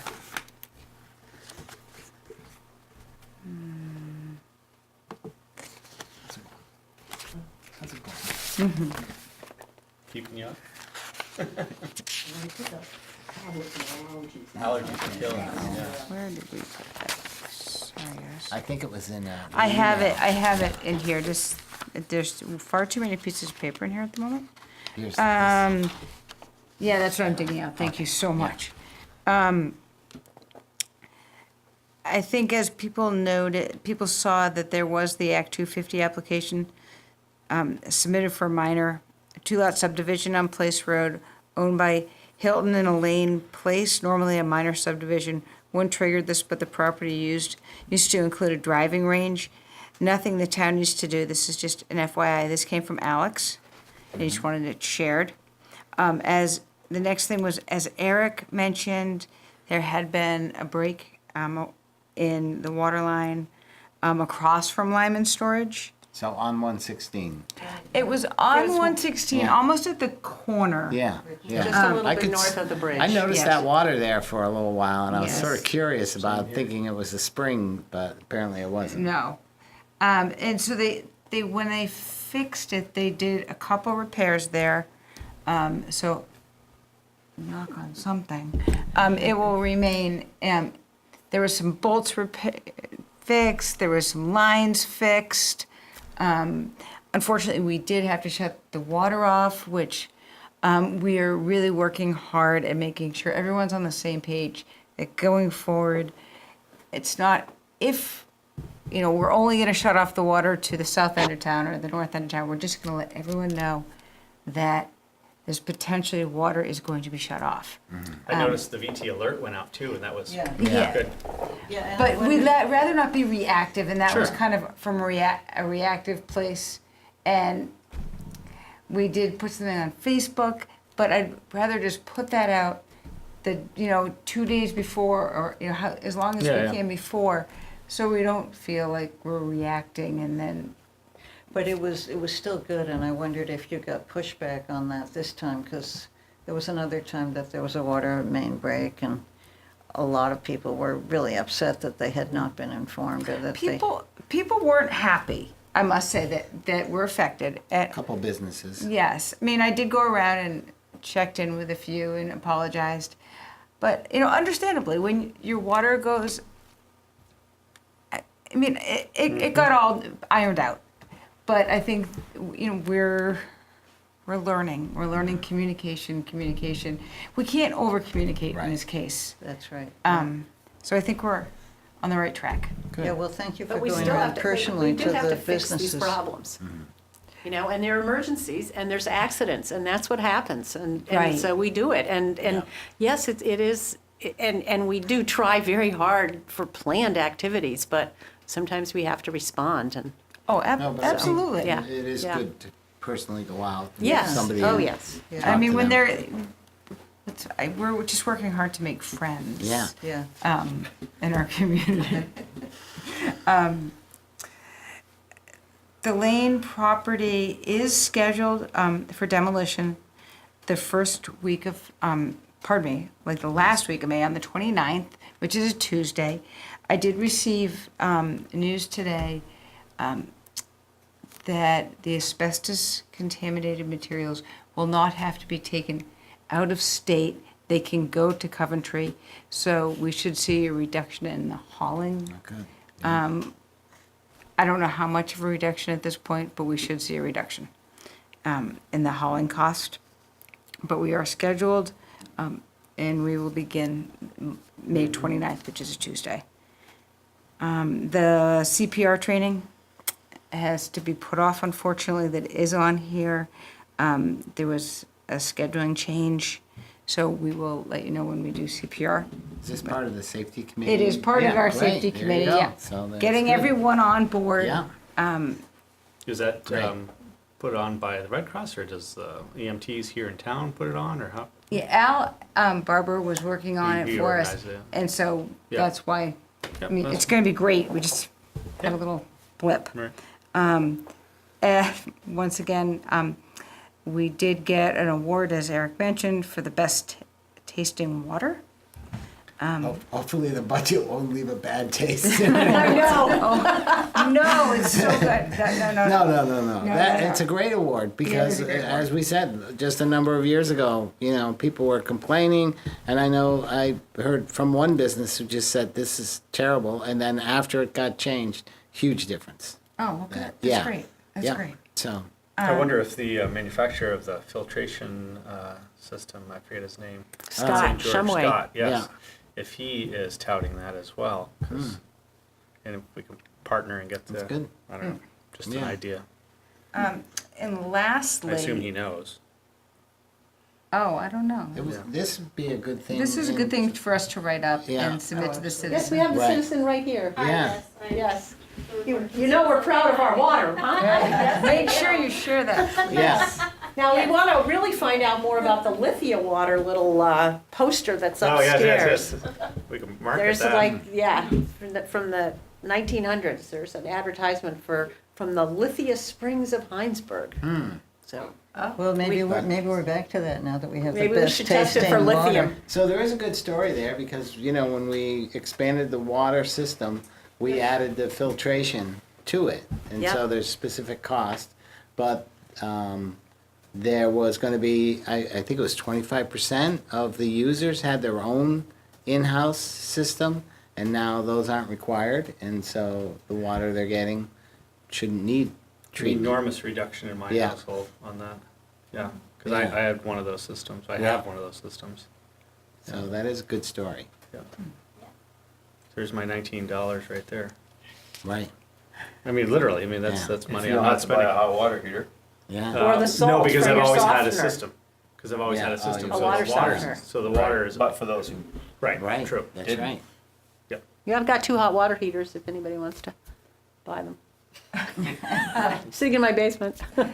Lastly, the SRO, the school resource officer discussion is back at the school board level.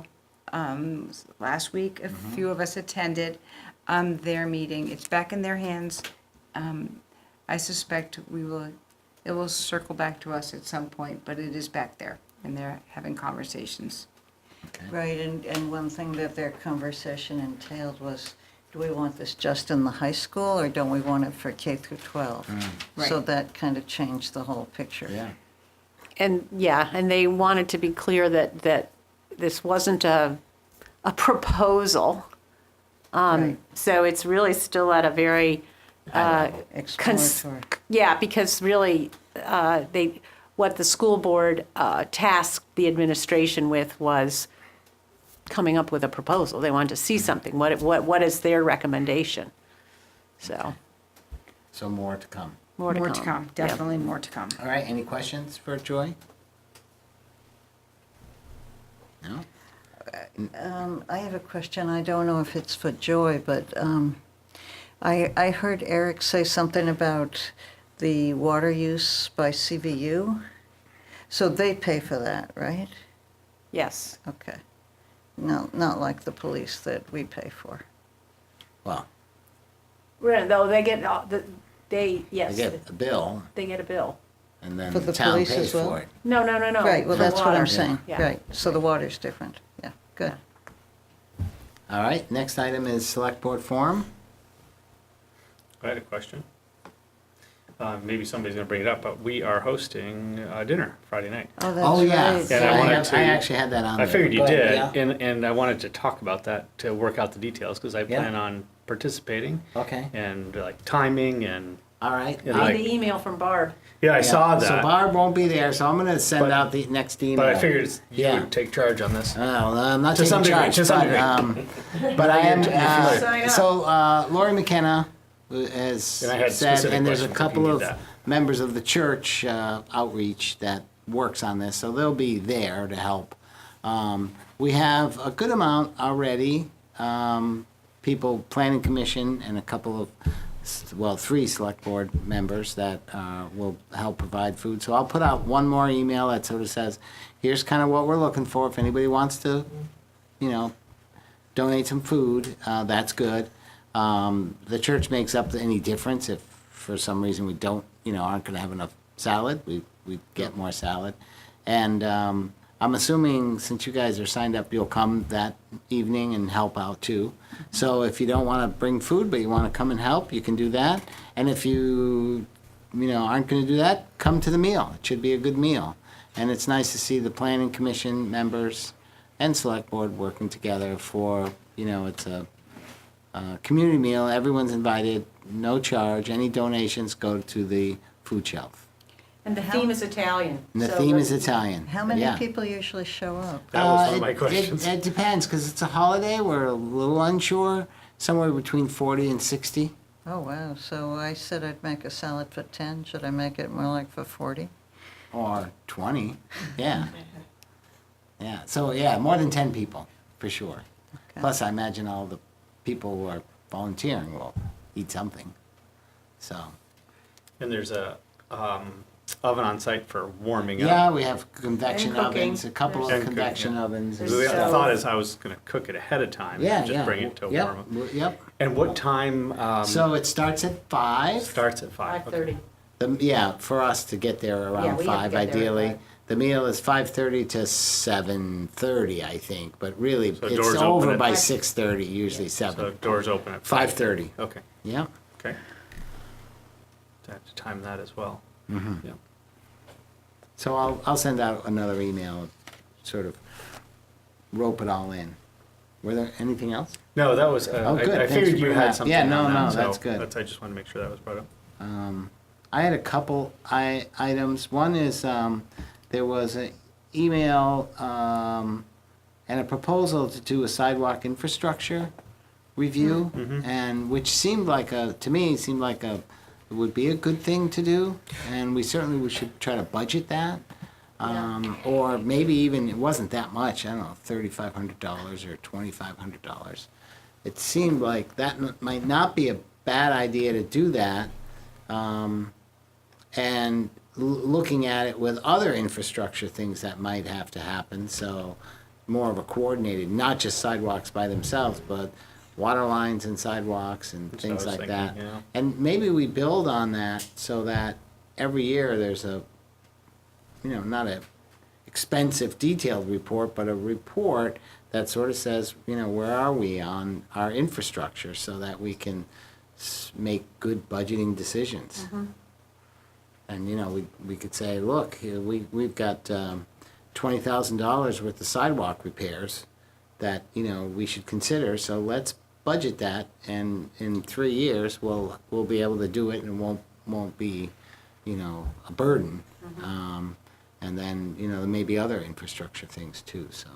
Of course, part of that is that dream of having that sidewalk up the Richmond Road and Well- working that into that conversation of. Well, that's of already, budget. we have that study. Yeah. I know, but now let's try to figure a way to actually put dollars to it. Yeah, but Well, this is this is different. different. I This mean, is the- looking at what do we Just have and how do we maintaining, like- maintain? So we don't end up in the same position that we do with our water system. Yeah. Right, That- right. I mean, he also was talking about stormwater, and we do have Yeah. a stormwater inventory Yeah, and a hydraulic study of the village area anyway. So if we wanted to move forward with, other possibilities for doing stormwater within the village, we could be, incorporating that and That'll pay You know, we dividends. have some other sites that have been Yeah. identified as potential places for detention, but it really needs to have someone who's going to, it's negotiating with landowners, it's, you know, there's potentially funding available. So that, I would think that's something else too. My topic Right. is really just, what do we have for infrastructure and, you know, Well, he had- do we have, yeah, he did mention that. Do we Yeah. have eyes on it that sort of say, hey, it's time to replace this Yes. culvert, it's getting damaged, or the swale or the retention area is not being properly maintained. Right. We really need to maintain it. Yeah. Or this area of the sidewalk's degrading, and if we don't fix it now, it's gonna cost twice as much in Right. 5 years. So, I mean, I think I'll Well, ask so- Renee to, you know, bring it forward to us. I thought it was a good idea. Right, so is Let's it get something some though more that we detail. would start this year, or we would put it in the budget for next year? Well, then it wouldn't really be around till the following year, Right, so. right. It seemed like we have money aside for the That's what I was sidewalk, so. thinking. Oh, so we would we're- use it from the reserve, Yeah. sidewalk reserve? Yeah, I think so. And say, you know, start the process. Mm-hmm. It's the same sentiment as Yeah, the as the water, water, you know, right. Yeah. it's just. Well, we also like- have our tree inventory too, so. It's another True. good example. But that's the thing is we need to be looking at them and then taking action on them. Right.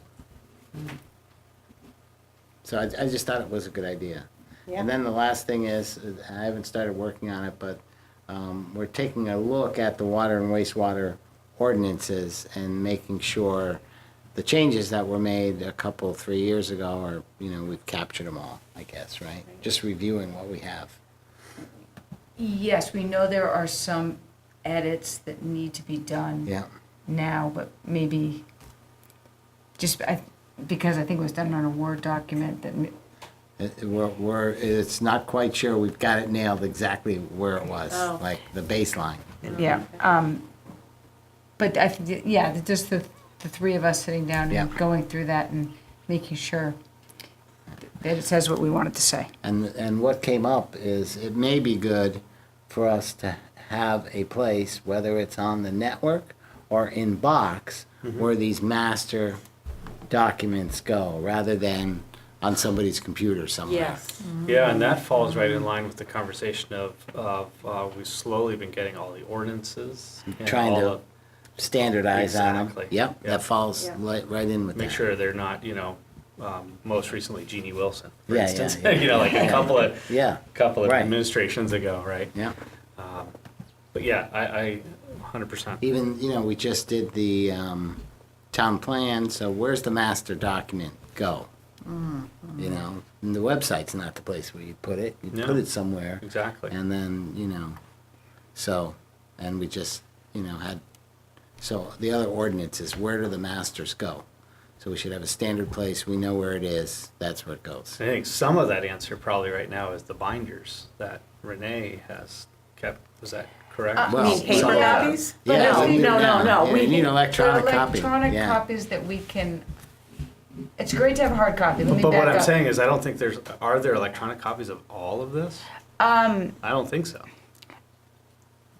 I can't Yeah. I could answer you, but I'm not sure I should answer you Yeah. at the moment. I know some of the things that we try to look for, they have old names on them. Yeah. Or there's some, like at the water ordinance, the wastewater ordinance that have there are potentially too many versions. It's like, Right. what is the actual version we want to be working Which from? one was approved? Right, and Yeah. so let's find, I think what Phil's saying is finding a place where we can house all those things and date them properly so you know which one was approved Yeah. and which one we're working from, and there's like one place. An electronic place as well Yeah. as the paper. Yeah, but- electronic And that as well as exists. paper. I mean, we have that. It's just a matter of sort of standardizing our practice. You We know, don't, we- I'm not the sure. place exists on What our, place? our servers here. Well, we do have some of them on our server, whether the problem, and it's not a huge problem, it's just when we're all working from a Word document, for example, and we start It's just making changes. It's just standardizing our practices. and how we Right, do it. like, Well, let's and- have it and- on a document that we can update at the same time, so we don't have so many versions. Like Dropbox, that will track who's putting things in, and then we limit who, I mean, people in town probably can take it out and run with it if they want, but they can't put a new one in and write over the one we have. Right, you can't, they can make Right. it not editable. So those are the kind of procedures we need to have, so that, and maybe the network is probably, could work, but it's not gonna do that kind of tracking, I don't think, No.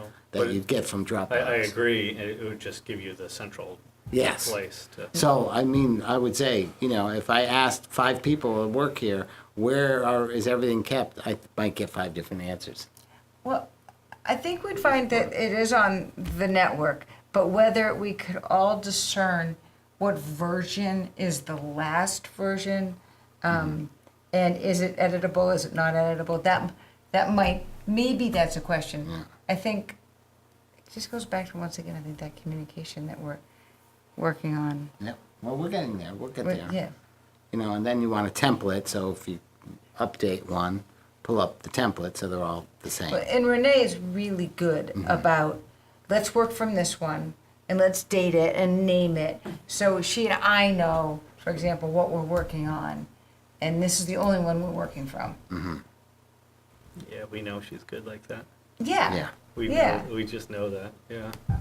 So that's that ordinance. Yep. We want to just sort of take another look and make sure we've got the latest and it's the right one. Any other select board forum items? Yes. Well, I think we have some CVU students who are going to do a work day on May 29th. Oh, okay. Yes. And Joy's kind of communicating, I think, with the CVU teachers. Is that Mr. Green?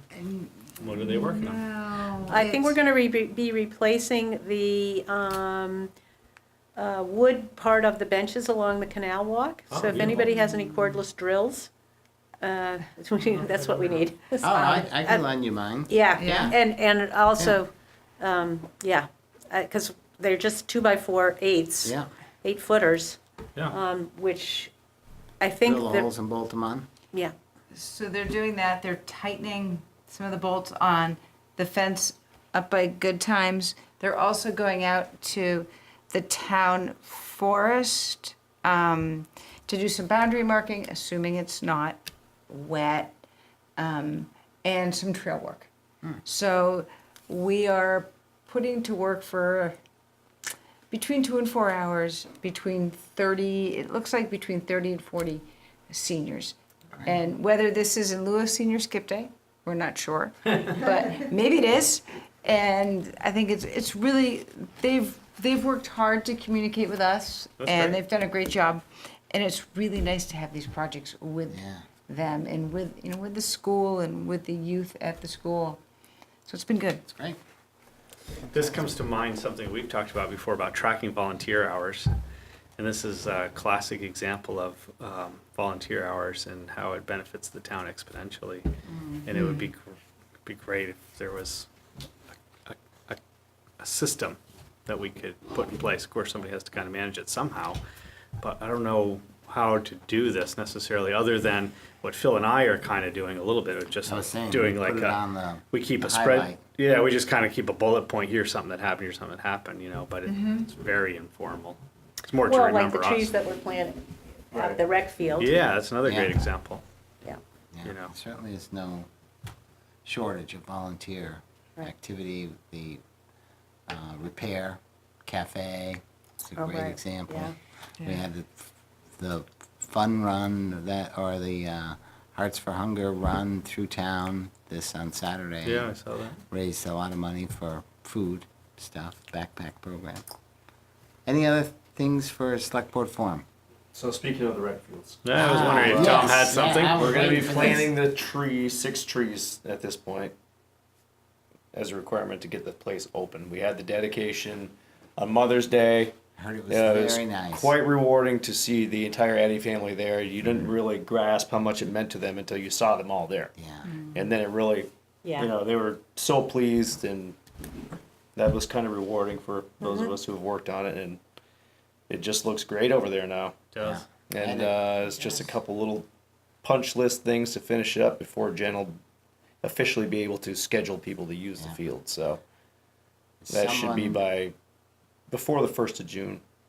Someone who went to the event, you know, and understands fields and stuff, you know, commented to me that it's a really good field. It seems like it's, you know, designed well and it's performing really Yeah. remarkably well. The drains are working well. Yeah. All good the test parking this lot. season. Yeah. Yeah. I mean, well, I had people who walked on it immediately after the rain, and there was no water anywhere, which is That's good. a pretty good testament. So. Great. That's good. Anything else? Next item is review the minutes from May 7th. I can start by making a motion for that for you. Yeah. To approve them. So a motion to approve the minutes as amended. I had a couple of comments, actually more than usual. In the first section, inventory and assessment of the Hinesburg Town Forest, about halfway through it said, Phil asked about conflicts between forestry and recreation, and is there anything we should be aware of? And I thought Pat said there were no specific issues, that it seems to be working pretty well.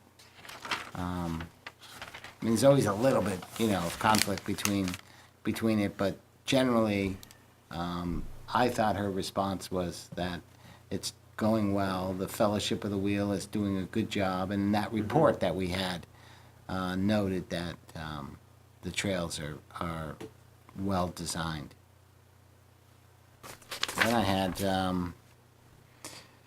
the next page just before discussion subdivision regulation. Up above, the board supports amending or seeking additional funds. That this is on the sidewalk, a note that we should put a note that there's no actual cost by the town. The project owner is responsible for those sidewalks. We are increasing the grant application or the cost, but that isn't covered. There's no town responsibility for that. But that was important to put in there. And then the last item, on page 3, request to upgrade the lift. The last thing, it says, Phil said he wants to be sure the funds are available. And I thought Mike was going to go back and really verify the funds are there and that it would come back to the select board. Right? Or did we approve it? It doesn't say we did. I think you said that you would, that the committee, if the funds were there, that the committee could make that decision. All right, so that's what we should say. I think you're Yeah. right, yeah. Yeah, that's how I remember. So, And we did. And we did. okay, all right. That's all I had. Anything else? All right. All those in favor of the motion say aye. Aye. Aye. I'll abstain. I wasn't here. So. Okay, and one abstention, that's right. Thank you, Tom. So the motion passed. Do we have a motion for the Make approve a the warrants? motion to approve the warrants, including payroll. Second it. All right. All those in favor say aye. Aye. So they're here, they were signed, you signed them, I signed them, yeah. No treats this I time. know. Wow, what the I saw heck? your note. It was Yeah, I was particularly starving. nice, actually. I thought it would be more brutal. Jeez. She always leaves us. And so that's it. We're not going to go into executive session. I'll make a motion to adjourn. Oh. Thank you, Tom. All those in favor say aye. Aye. Aye. So we need to sign a couple things, right? Yeah, I'm Yes. gonna go get the other.